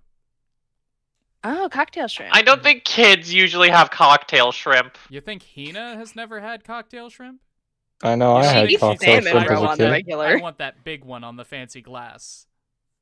You know, thinking about it, I can't believe we didn't talk about Gentleman's Club. Yeah! Club. That's a few episodes back, but that's probably the best joke of the first half of this show. And the way that he told me, like, her mom calls me, it's like, where are you? I'm at a gentleman's club. Very funny. You get back home now. That is what hurt me more than anything. Is like when you chew out your child and tell them not to lie to you, and they don't, and you chew them out anyway for lying to you. That's what gets me. That is my breaking other people's property. Oh! Like, yeah, I get that. Like, what else are you gonna do, to be fair? Of course your child hasn't been working as a bartender. Of course they're lying. But what if, you know? Makes me mad. No, I really liked the exploration of Hina and Nita's dynamic in the family scene. I love Nita's sister. She's just so much fun to interact with. Yeah, I know personally. I did it. No, every time I've spoken to her, it's been a blast. Barely functioning alcoholic. Does she even have a job? What does she do for a living? Because she said in a later episode, she's like, yeah, I used to get into fights all the time. Yeah, so on and so forth. What does she do? What? Nita has more money than he knows what to do with. I think he's probably paying their bills. Oh. But that's just a guess. It does make sense. There might be also a life insurance or alimony thing going on with the dead dad. Could be. All right. Episode 8. And it's the same old Hina. Did we skip episode 7? Did we? Probably. Episode 7, Anzu is a greeter now? We did. Yeah, we did skip that. Anzu adjusts to the culture shock of her new home and work at the restaurant as she keeps falling back into her habits within the homeless camp. Later, Hina is tired of getting yelled at by the teachers for sleeping in class. After talking with Nita, Hina decides to run for student council president with her only goals of being allowed to sleep and eat more at school. Nita's Oyabun finds it endearing and gets his lawyer to write Hina's speech for her, which she then repeats verbatim. Being only a first year, Hina is chosen as secretary instead, but she never attends a single meeting, so Hitomi is pressured into service instead. Nita tries to invite Utaku out, but she refuses to leave her bar. Later, Hina and Hitomi get Utaku to reluctantly agree to date with Nita. However, Nita accidentally breaks Hina's foot while celebrating. Hina tells Nita to go out on the date anyway, and Utaku rejects him, thinking he's too attached to caring for Hina. Damn. Yeah. And after this episode, she is no longer in the opening, aside from that, like, scrolling pan shot of, like, every single secondary character. I love when the opening changes. Does anyone else when the opening changes? Yeah. Wait, what was the difference about the opening in episode 7? Opening change is very good. Utaku's taken out of it, I've heard. She's Utaku's taken out of it at the top of episode 8. So after this episode, she is taken out. Okay. Yeah, because she's no longer considered a good like parent for Hina. Not like she ever was that, which makes me just confused why. That's why the opening implied that the opening implied she would be. Mm-hmm. So just to fool you. And you think, oh my gosh, we're gonna have like a character. Right. Mm-hmm. No, she's just an asshole. Turns out. I mean, she's nice to the homeless community. The show is all about misdirection. That's about her one good trait. She's nice to the homeless community. Okay, I think except for the child who was stealing food from her and the other businesses, who she hunted down personally. Yep. And then didn't say, "Hey, what's the deal? Why are you stealing food from all of us? Are you hungry? Do you need something?" It's like, "No, give me your money." She does not. Lunch money. She does not give a shit about a single person. Mm-hmm. Not one person. Just herself. Yep. Sigh. But yeah, what were the other things that happened? My brain kind of dumped everything else. Hina runs for student council president. Hina runs for student council president. That was pretty. That was like the most I was ever like interested in Hina, I think. Because like I love the idea of Hina becoming like she's not devious, but I like the idea of Hina being opportunistic. Mm-hmm. No, I like how she's like, she hears like, yes, the student council president makes some rules, and like she got berated by a teacher once, and she's like, I don't like this, and like I would think that her reaction would be, I want to be able to just sort of like snap something of hers, like I want to be able to use my powers on her, but Nita said that I couldn't. I'd be super grounded if I did.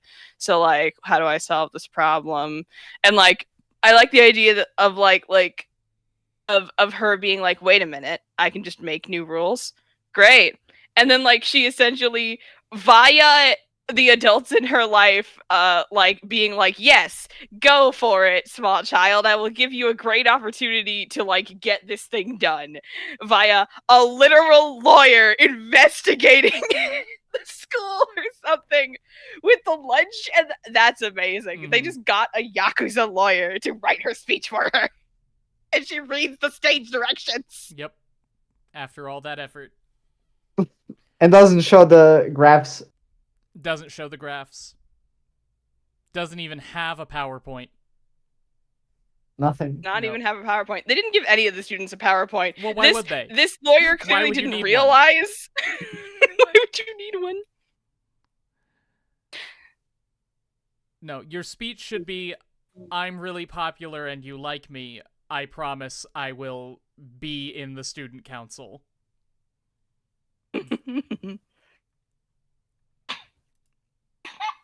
Alright, Nita breaks Hina's foot. I don't remember anything about the date between Nita and Utako. Yeah, because it was a montage. It was a silent montage. Yes, I remember that now.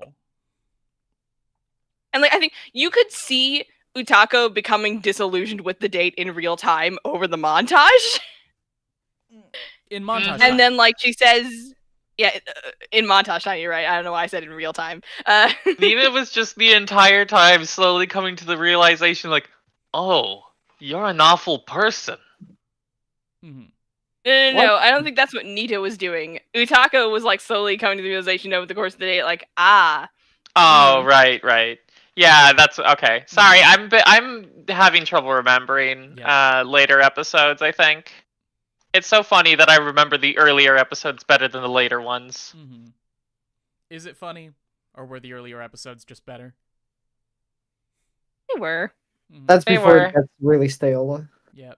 Like, we're in the area now where it's just kind of fallen off. I'm a lot quieter than everyone else, huh? You? Me? You mean just... I don't know, I mean... To you sound normal. streams. You're a little bit quiet in the stream now. You can turn yourself up. Let's see what I can do. I'm not sure which of those knobs turns me up. Sound a bit louder to me. Both. Okay, I'm going to go get another cup of coffee. If you four want to shill the Patreon for me, you can keep the fort down while I do that. Okay. I guess fun, to be bye. fair, we definitely have enough time to still go through all the other episodes. So yeah, you go get your coffee. Yeah. All right, so the Patreon, it's got like all the tiers are named after punctuations, which is very fun. It's very cute. I never remember the hierarchy. Like, I assume I don't even remember what I am. I just remember Interrobang is like 100. Yeah, there's the 100 tier 1, and it's just there for bragging rights. You just get to be cool. You get to be called an Interrobang. Who doesn't want to be called an Interrobang?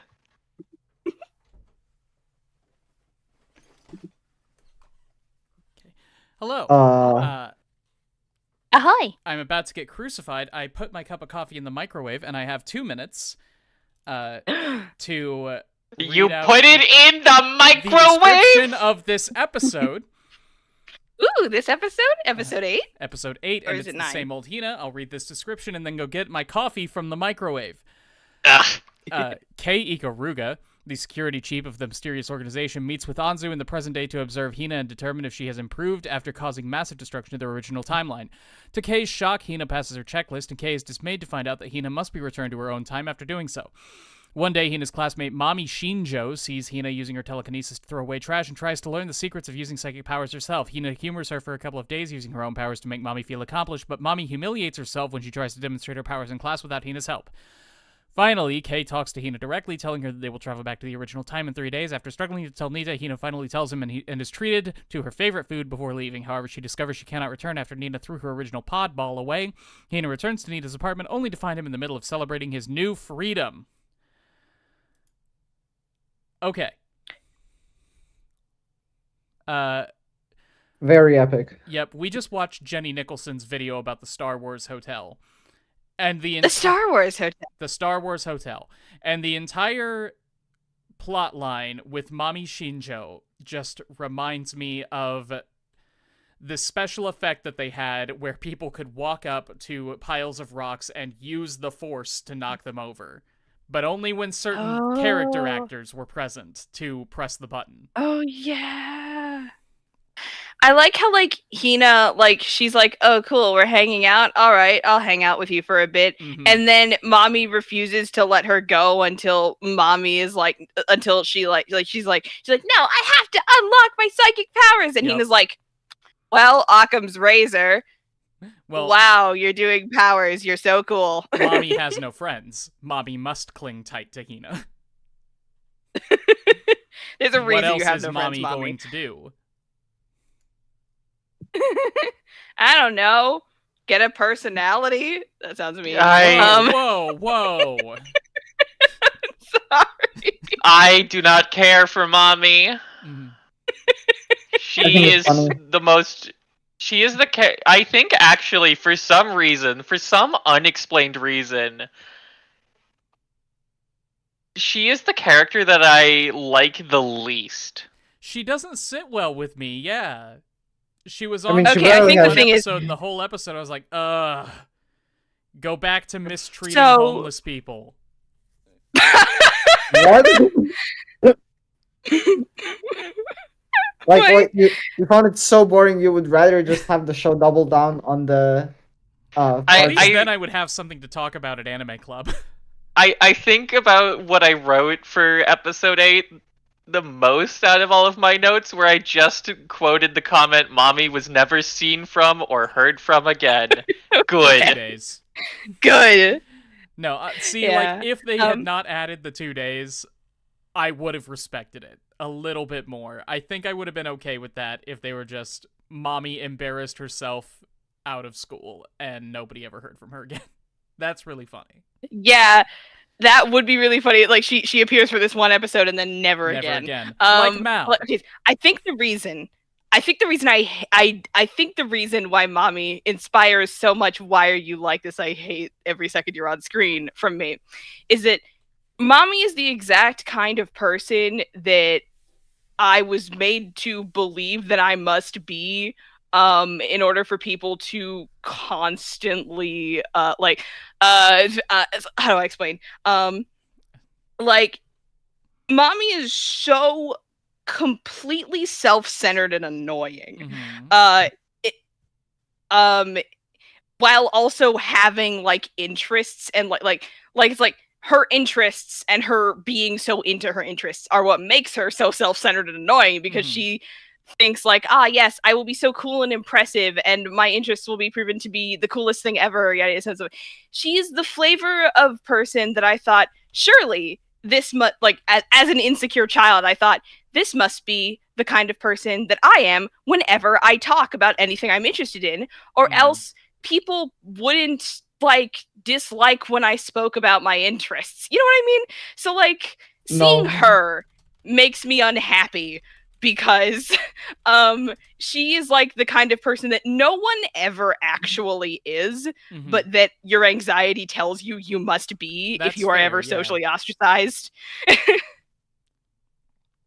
No, like, that's a mood that I've felt plenty of times in my life. Like, now I'm 30 years old, I have my friends, and I never interact with strangers. It doesn't matter anymore. But like, you know, late high school, early college, when I was doing my Fulbright, like, yeah, I worry about sharing my interests with people because I don't want to be that person. And mommy is that person. Absolutely. Okay. We will get back to this. I need to go retrieve my coffee from the microwave. Bye. All right. More than 2 minutes. So, real quick, do you guys think Nita was being too, like, the Nita joke went too far at the end of this episode? What is the Nita joke? Where he just started celebrating Hina's departure? No, I mean, I felt like it was pretty lightweight. I think it makes sense. Execute on it. Yeah. I think it makes sense that he would do that. I like that Hina, like it's like explained. There's something about the delivery of that just made me go, oh yes. Like, that's the most emotional I think Hina has ever been. She's just like, explain. I'm back with and I liked that one line. Microwaved decaf. Yes, episode 9. All right. Hey, don't hate on decaf though. It's fair. Yeah, how do we feel about K, guys? K. K Ikaruga. Oh, the lady. The lady. Right? Some like, lady.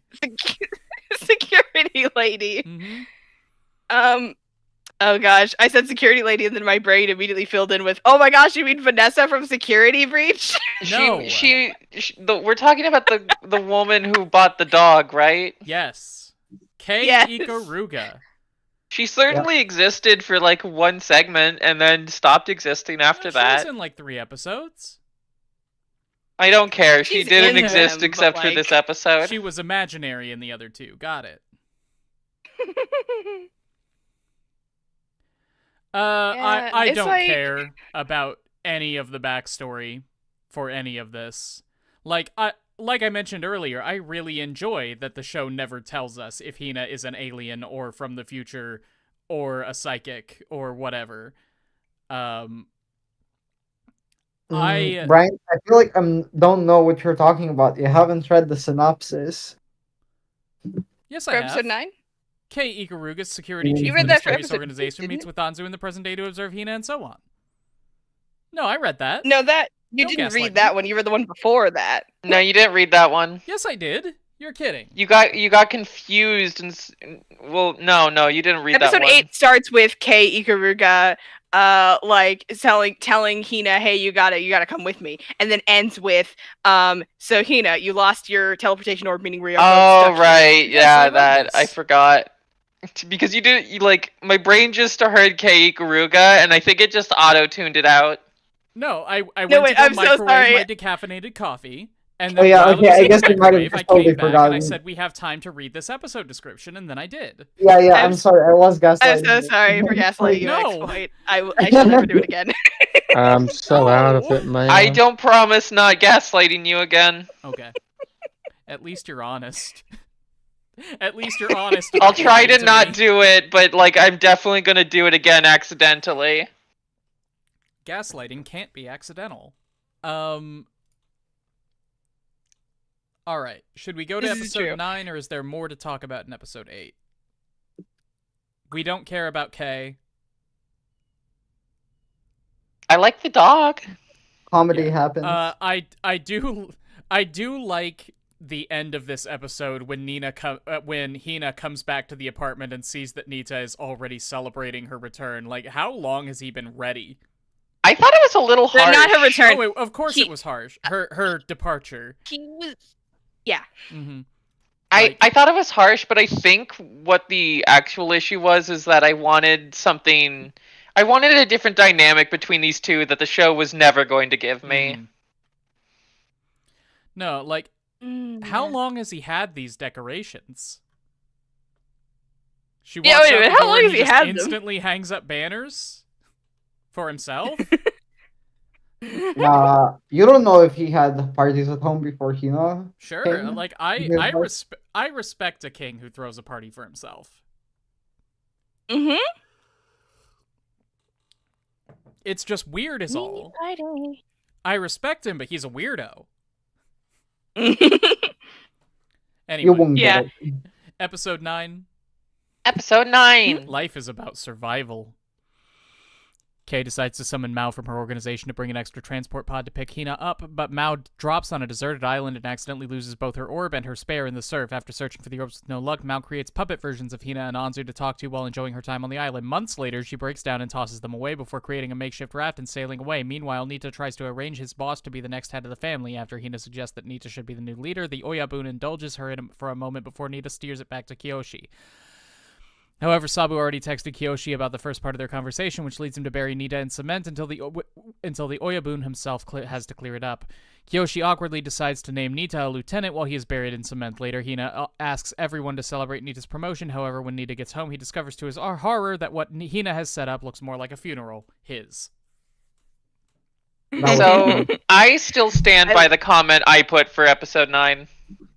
What did you say? Which is... It feels Hold on, let's identical find it. to the story of a prom date where the boy has 2 dates to the prom. Which is to say, it feels identical to that one episode of BoJack where Todd is talking between prison gangs. Correct. Yeah. It is the exact same episode. Oh It's my just God. very. BoJack It is quickened because like it's basically stuffed in a 10 episode or like an 11-minute little like comedy bit, but the beats Prom are speed very run. similar. It's true. I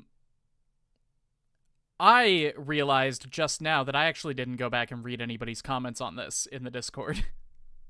I started doing Yeah, that I was today wondering. from the beginning, and then I realized, wow, this is so boring. I don't think it matters enough. Sorry, no offense. None Just taken. Rob and Jim. Yum, heat. We're on episode 9, think, like- not 10. Okay. I had a liking for Mao's like introduction scene until it started to take up half the episode because I was like, why are you showing us this? She looks like the girl from the beginning, but that can't be her. That can't be the same person. That doesn't make sense. And it's just like I do feel like And it took like- up exactly the wrong amount of time. Yep, I was. yeah. It should have Since I been the rewatched whole this, I episode knew- or just like a fourth of the episode. Yeah, since I rewatched this, I knew it was the same person, but like, man, I did not really care much for this. It certainly happened. I think one of the biggest things that bothered me the first time I was watching this was Mao appearing in the opening, and that made me expect she would at least be a bit more prevalent. Yeah. Yeah, that's she fine. More shows like up the in other episode supporting 9 cast of members. 12. What? Yeah, funny. Yeah. No, Like, all 3 of the psychic girls and also Hitomi get like just their own little vignettes of them crying. Well, except Hina doesn't cry. Hina never cries. when Mao's arc... That's weird, right? No. When Mao's seems arc pretty normal. does not end with Mao getting off the island and going to Japan, that's when I started being in favor of it.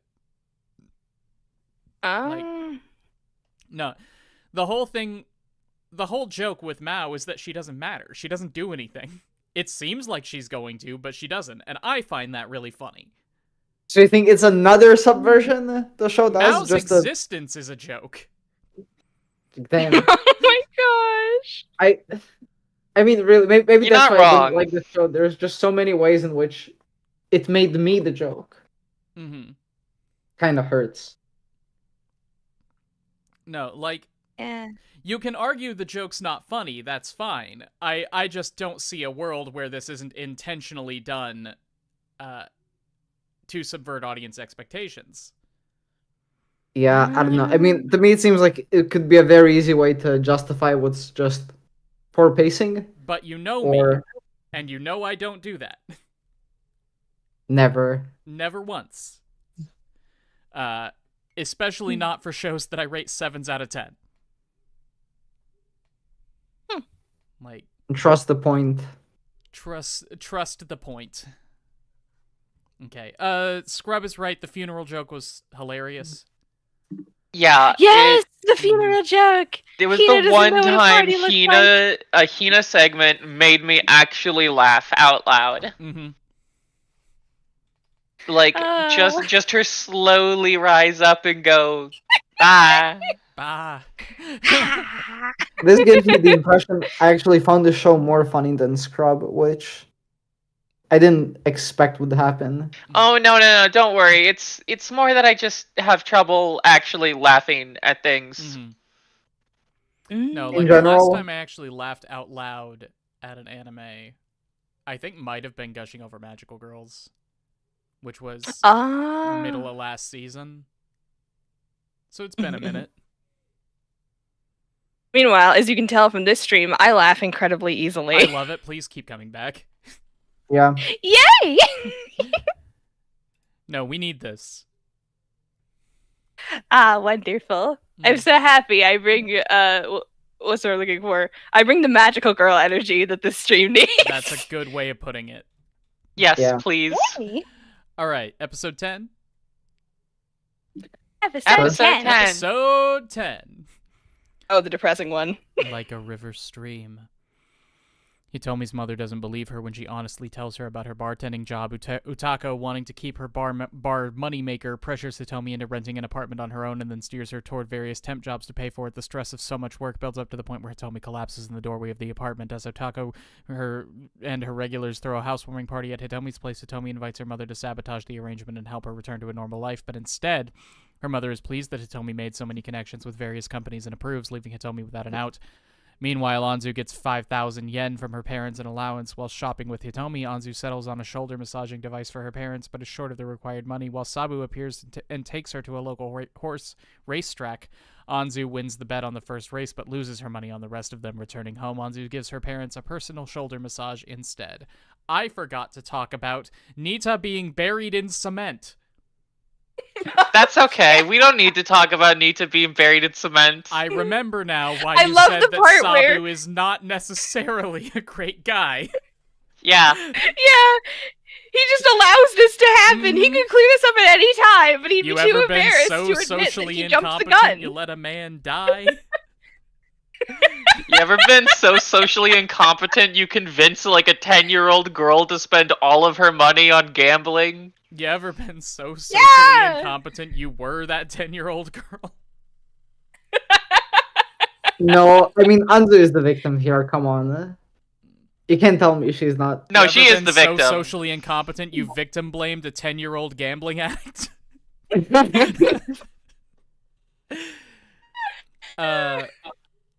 Yeah, It's Sabu always hard. sucks. And you were calling him the best boy of this show. I forgot the entire last half of the show. I didn't say he was the best boy. I said he was my favorite. He That's makes shit fair. happen. He did, in fact, make shit happen. He causes I love the his plot. attitude. Mm-hmm. I like his So, outfit.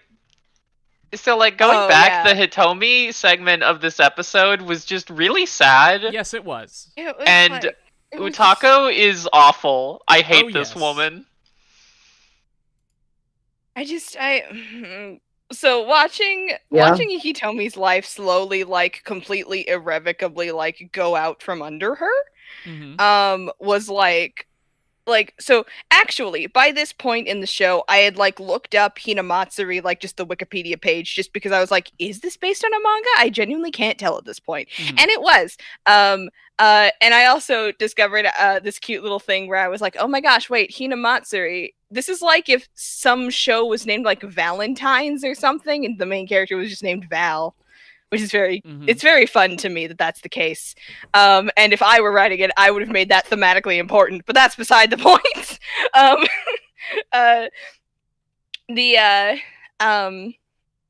Right, so I knew by now that, like, okay, so in the manga, apparently her arc is, in fact, that, like, she gets all of these jobs, she becomes, like, sincerely a very important, like, business person who's just competent at this kind of thing. And, in fact, to the point where she can just strong-arm Nita into doing a thing that she wants him to do via, like, general business sense and blackmail. And that's, like, so, like, I knew that that is where her character arc ends in total. So watching this, that's the only thing that kind of made watching this segment bearable. Is knowing beforehand that knowing beforehand that that's where this ends in the grander scheme of things, despite the fact that that's not how it ends in the anime. That's the only thing that made this bearable to watch to me. The fact that she becomes a successful businesswoman by the end. Business girl. Yeah. Business girly. Like, her life is objectively successful, but, like, she's not happy with it, so I just feel bad the whole way through. I thought it was really funny. That's the kind of comedy. No, it's funny. Like, it's a dark funny, but there's also that tinge of just like, man, this doesn't feel good. This doesn't feel good. Sure. Every adult in her life, low-key kind of toxic.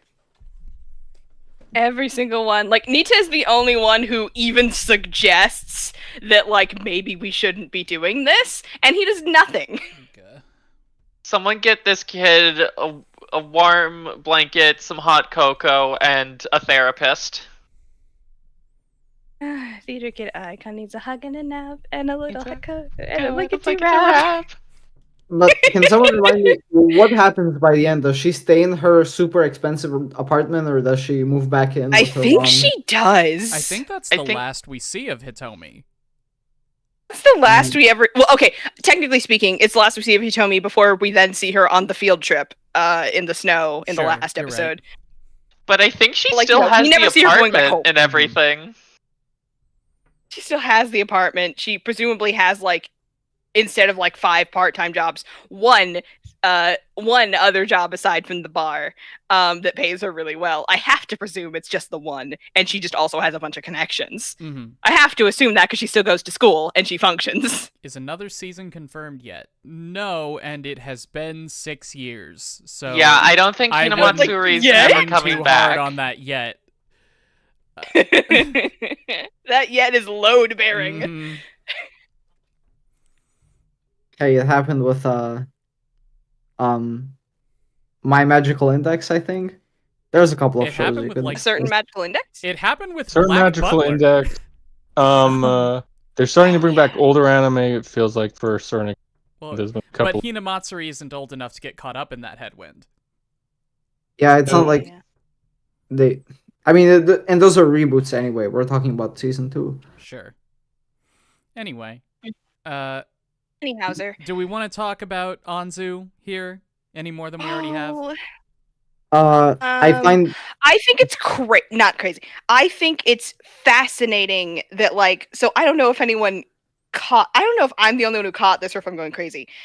I think the reason that Anzu won the first one is because she deliberately sabotaged the lead horse in that race, like with her like psychic powers. But then she overhears, they're gonna turn the horse into mincemeat. She's like, what?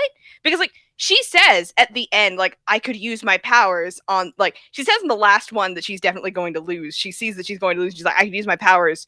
Mhm. I think she says like before. I'm so positive she says like before, or this I don't time. think she I can use does. it I this think time or on this one. I'm so positive.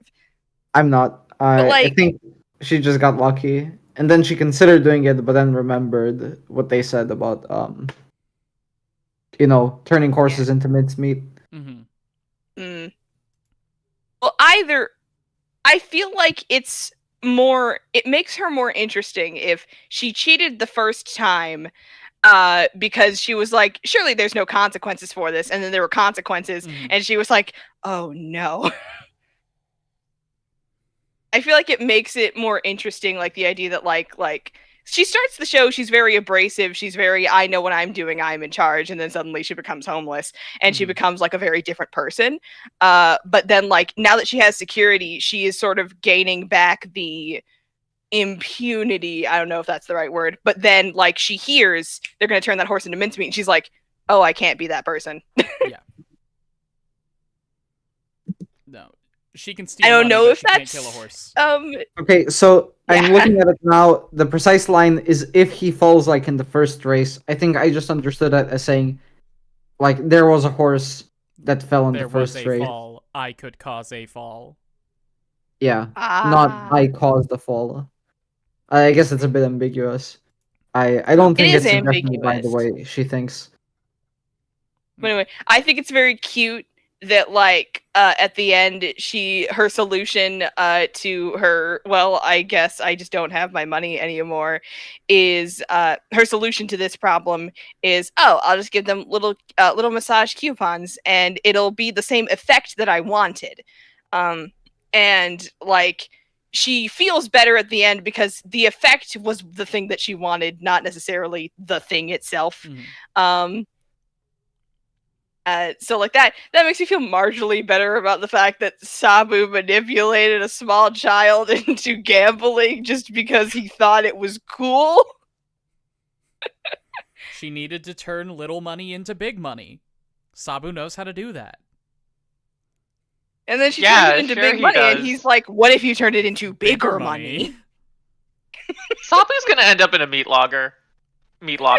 Horse meat meat locker. Oh, meat locker. Meat locker. Shush! Don't make fun of my slip-ups. Episode 11. Episode 11! My favorite number! A man thirsty for blood, violence, and money. But also, speaking of 11, we just started watching Code Geass. That's a show. Anyway. A video journalist interviews Nita in hopes of getting a scoop on modern-day Yakuza. Unfortunately, Nita is a lot nicer than he expected, forcing the journalist to edit and outright fabricate parts of the interview to make Nita seem more evil. The faked TV special embarrasses Nita in front of his Yakuza bosses. Later, while Hina is out on a ski trip with her class, Anzu stays with Nita. After getting jealous of Anzu's upbeat attitude, Nita tries to spoil her and drag her down to Hina's level. However, Anzu's demeanor becomes too much for Nita, and he instead starts seeing Anzu as the perfect daughter. The streak is unfortunately ended the next day as Anzu is to return home. After she leaves, Nita receives a call that Hina went missing in the mountains during the ski trip. As Scrub said earlier in the Discord messages, this episode's just real. Like, the whole documentary thing is whatever, but after the documentary is over and everybody memorized it to make fun of him, excellent bit. Yeah. Yeah. Like, you don't realize that that's what it's building to, and then when it happens, it's, like, phenomenal. I was so terrified that, like, when I saw the premise, it's like, oh, they're all gonna think that's what he actually is like, and they're going to, like, complain. It's like, oh, you want to, like, take us out? Where we're gonna put you in the cement again. But no, they know he couldn't do that. They know he's not like that. Put you in cement timeout. No, boss, I promise I didn't say none of that. Boss. But it's like, yeah, we know you're a dumbass. Tell that to the I'm a killing machine. Especially Hina, like making fun of him too, is just the cherry on top. But it's so good. That's the thing. Yeah. That's something that sticks with me though, because does Hina get it or not? I think she gets it. I think she gets it. That's she had the an problem, episode where though, she is actually that Hina's was thing like, is that she doesn't get it. Well, yeah, but episode 8 just said that she had a bunch of character development in the background, so it's fine. How could I? Oh yeah, there was just read a moment where he's like, "She's grown up so much. And I'm like, "What are you talking about? She just stopped breaking things. That's the only thing that changed." Hey, that's an important improvement. You know what? Good point. She cares about animals when she's never proven that she's done that before. I love when shows end with, "Hey, your child is missing in the mountains." Excuse me, sir. This is Hina's teacher. She's gone. Yes, I honestly thought the joke was gonna be like, Nita sends the entire army to look for her.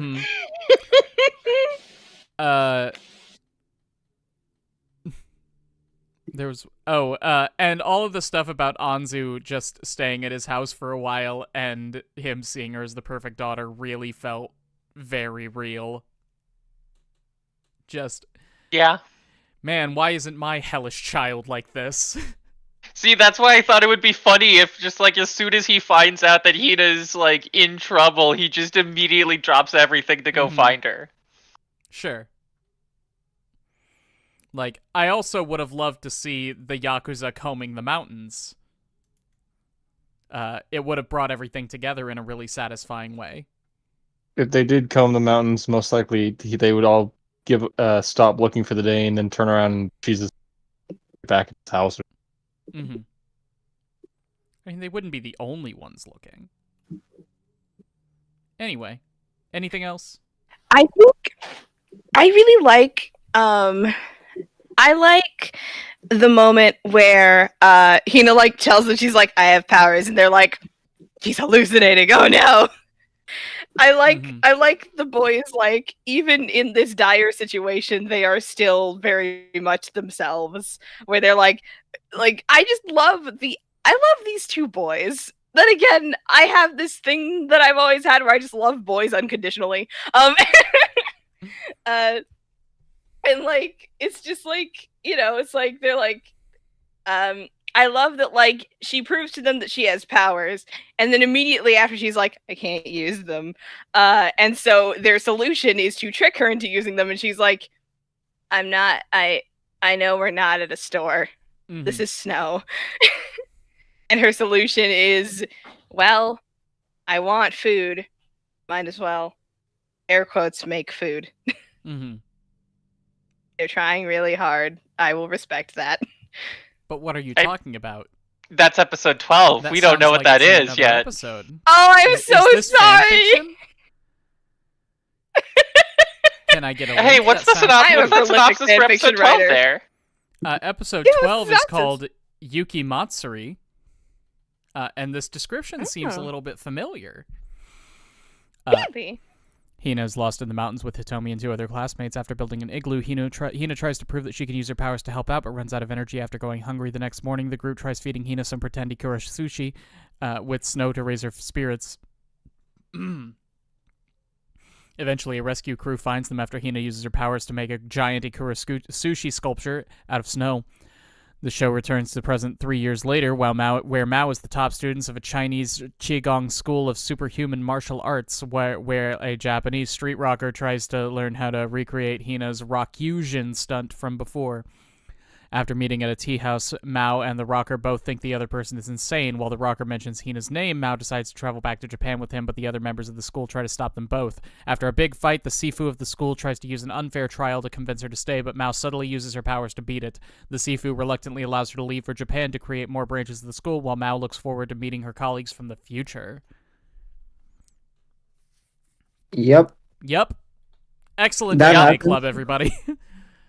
I have to say now that I hear the first half of the episode summarized, I have to think, So was there any point at all to her revealing her powers? It doesn't seem like she used them in any way that actually helped them. I don't think so. No. She used her powers to like stop the weird,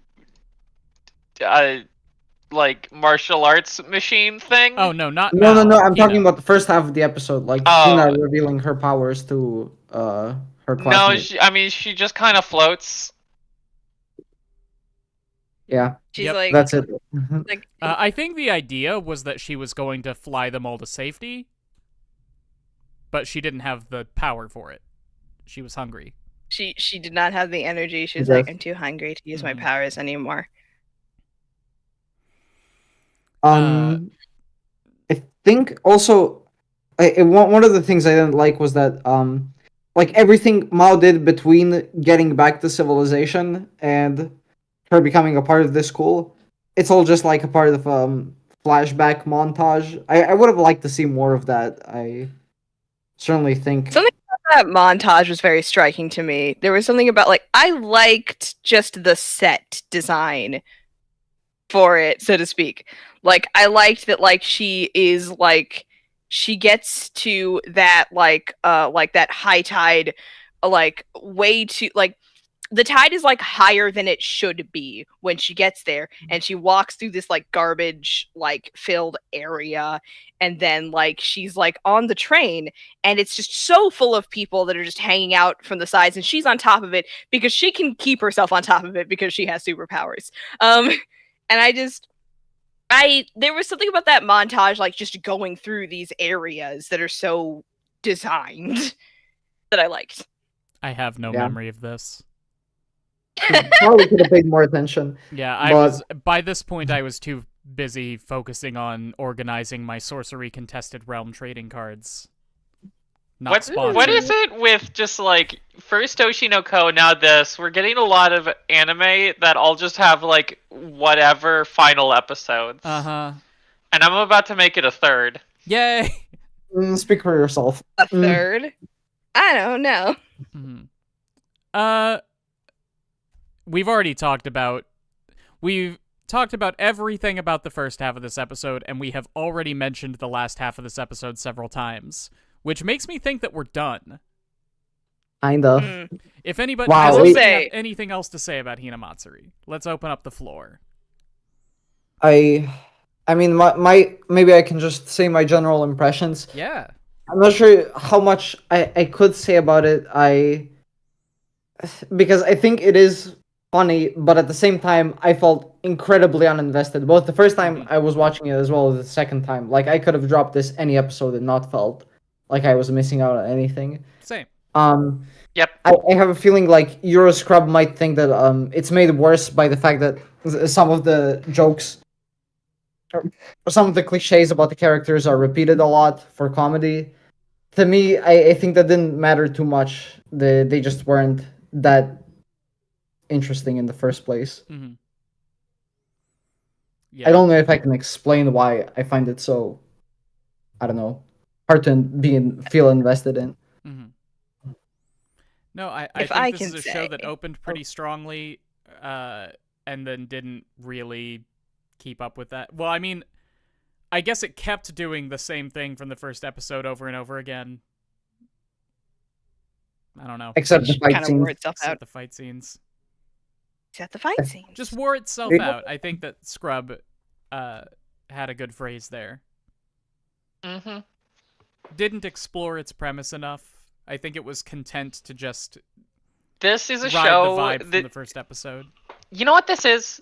This is the perfect example you can point to when you solely focus on comedy and you don't focus on like characterization or like anything else.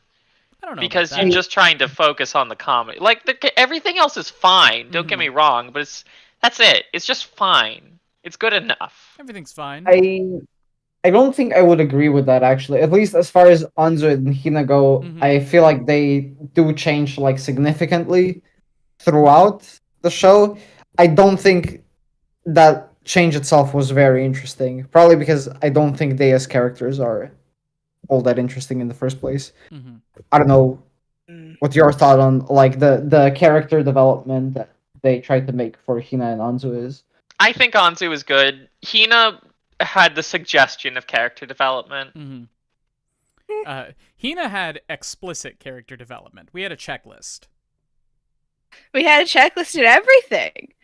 Yeah. We didn't see the person she was before, aside from she was willing to break Nita's stuff, and that was about it.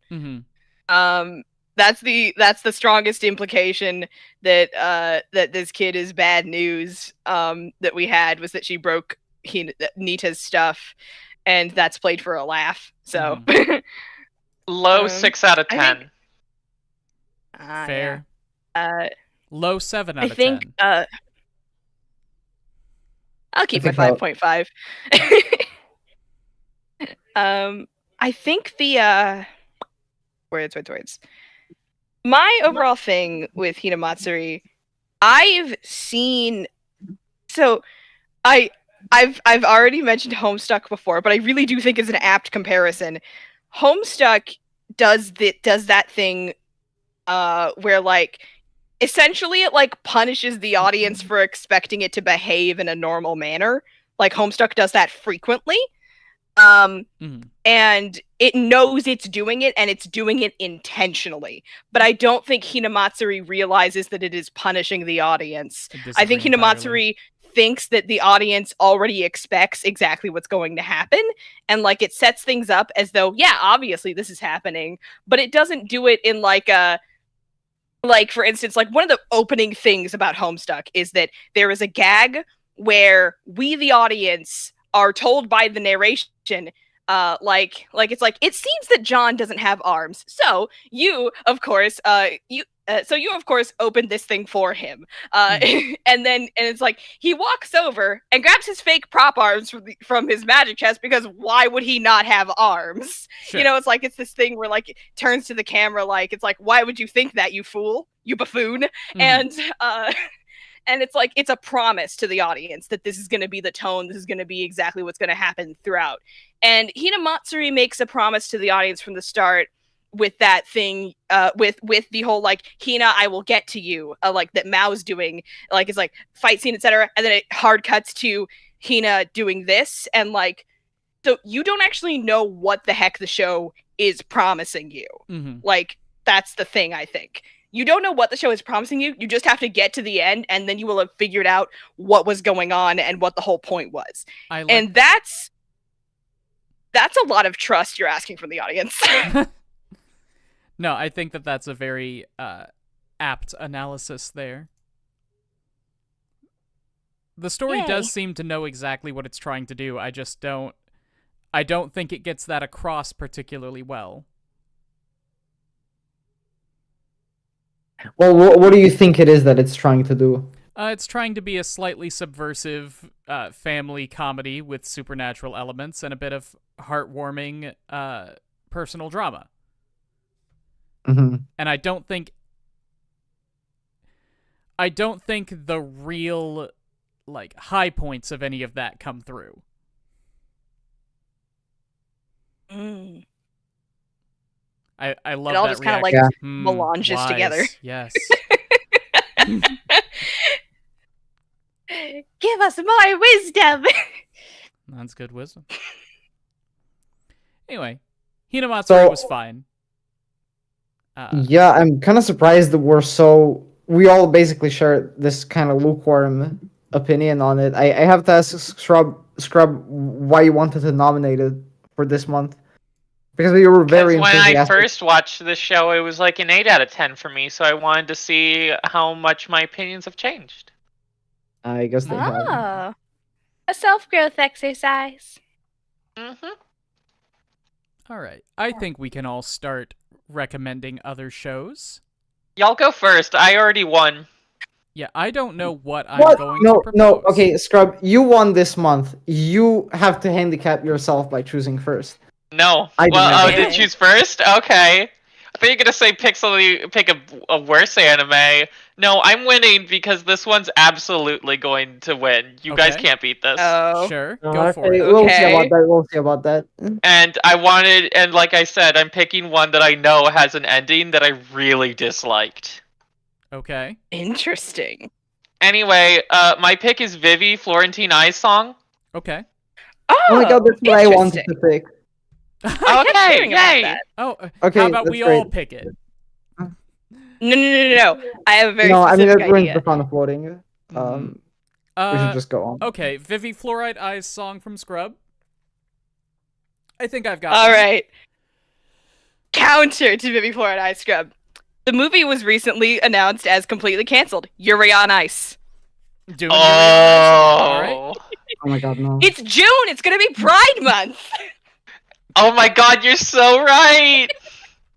You're right. We should have all done gay anime. Huh. It's interesting. Gay name, as I like to call it. Anna gay. Any gay. Yeah. Vivi, Yuri on Ice. The one that I had in mind was Talentless Nana.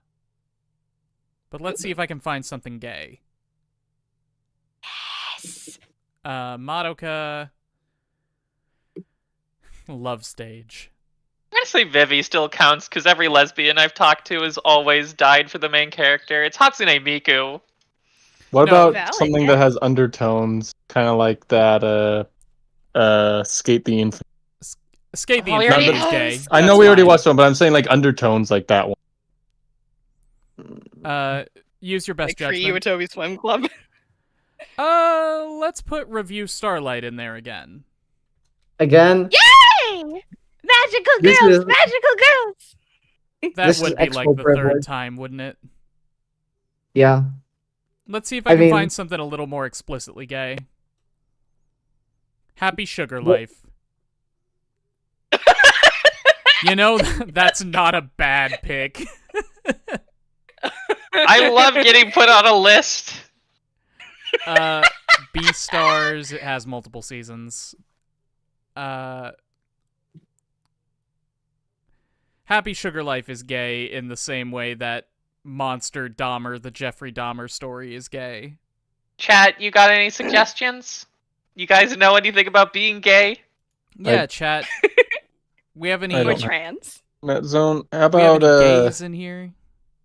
how about this one? Because I was saying like, slide on. Buchigiri. How about which one now? I forgot Bochigiri. I forgot if I suggested it yet or I don't know anything about it, but I've heard that combination of sounds before. not. All right. So do I have to pick something gay? I guess not. No, you don't have to. Well, who makes the rules here? We need to, be on the same page. I make the rules. I think it would be can't- cute if you picked something gay. Wait, did Buchigiri already end? Yeah. I thought. Okay. Mm, You remembered because it's a very, very recent anime. And because I like it, because I like the art direction of it. Studio. It's.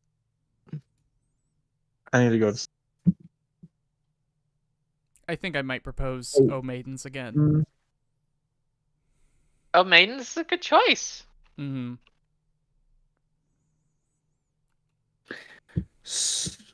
So wait, is it the rule or not? That's enough for me. We'll do Review It's Starlight not a again. rule. You can pick whatever you want. Whatever you like. Uh, It was the closest one on my list that I. Wonder Egg priority. Sure, let's go. You cannot complain about me doing Review Starlight again if you do Wonder Egg again. Wait. I'm the one I who mean, this picked is the Wonder first Egg last time I time. also nominating. picked Wonder Egg. shit. This will be the 4th time Wonder Egg was on the poll. It's not gonna win the poll Oh, Wonder again. Egg priority. Oh, Yuri I on will Ice have is it on gonna the win the poll poll, until for it sure. wins. I would have it on the poll every week. I want to talk about Wonder Egg priority. Oh yeah. But I only saw the fine. first few episodes of it. Okay, so the official picks for next week's poll are from me, Shoujo Kageki Review Starlight. From Fire King, Buchigiri. From Tenic, Wonder Egg Priority. From Scrub, Vivi Fluorite Eyes Song. And from Jams, Yuri on Ice. No last minute changes. I'm kind of debating if I should change mine to another one that's more under that umbrella, but Mhm. Well, I'm sorry, Fire King. I don't think Buchigiri is going to survive against these heavy hitters. Too late. I'm gonna be real. Same for Review Starlight. I'm just trying to keep suggesting different I want to things watch Review Starlight one of week. these months. That's fair. I'm waiting till like November or like somewhere before I re-suggest Girls Last Tour. It's got to be during a depressing month, you know? Yeah, cold month. Yeah. No, we have so many cicadas outside. I should have done Higurashi. But I can't do Higurashi. It's against the rules. Yeah. Okay. Anyway, YouTube chat. Thank you very much for coming. I always love it when you come to the anime clubs. Hello, Jams. Thank you very much for coming to the anime club. I hope to see you again. You will. Good. Everyone in the YouTube chat, thank you for coming. I will see you all at the end of next month when we talk about one of those 4 shows that I just talked about. Go to patreon.com/explanationpoint. There's a link in the description. If you would like to get in on this Discord call for yourself, along with any number of other perks that you can read about when you get there. There was something else about the Patreon I was going to mention. Oh, yes, all patrons. Yes, the 4 shows. One of them will be taken off at random. 5 shows. One of them will be taken out back. All patrons of all tiers can now vote on the topic of my next video. This next one is going to be about Freerun, but after that, it is anyone's game between Apothecary Diaries, Undead, Unluck, Shangri-La Frontier, and whatever the 4th most popular show that ended that season is. Dungeon Meshi. Give it another chance. Dungeon Meshi's ending this season. It will automatically win the first poll for this season. Good. Oh, yeah. All right. Thank you all for coming. I'll see you later. Gooby, I'll miss you. Bye. Bye. Bye. Bye. Miss you, Gooby.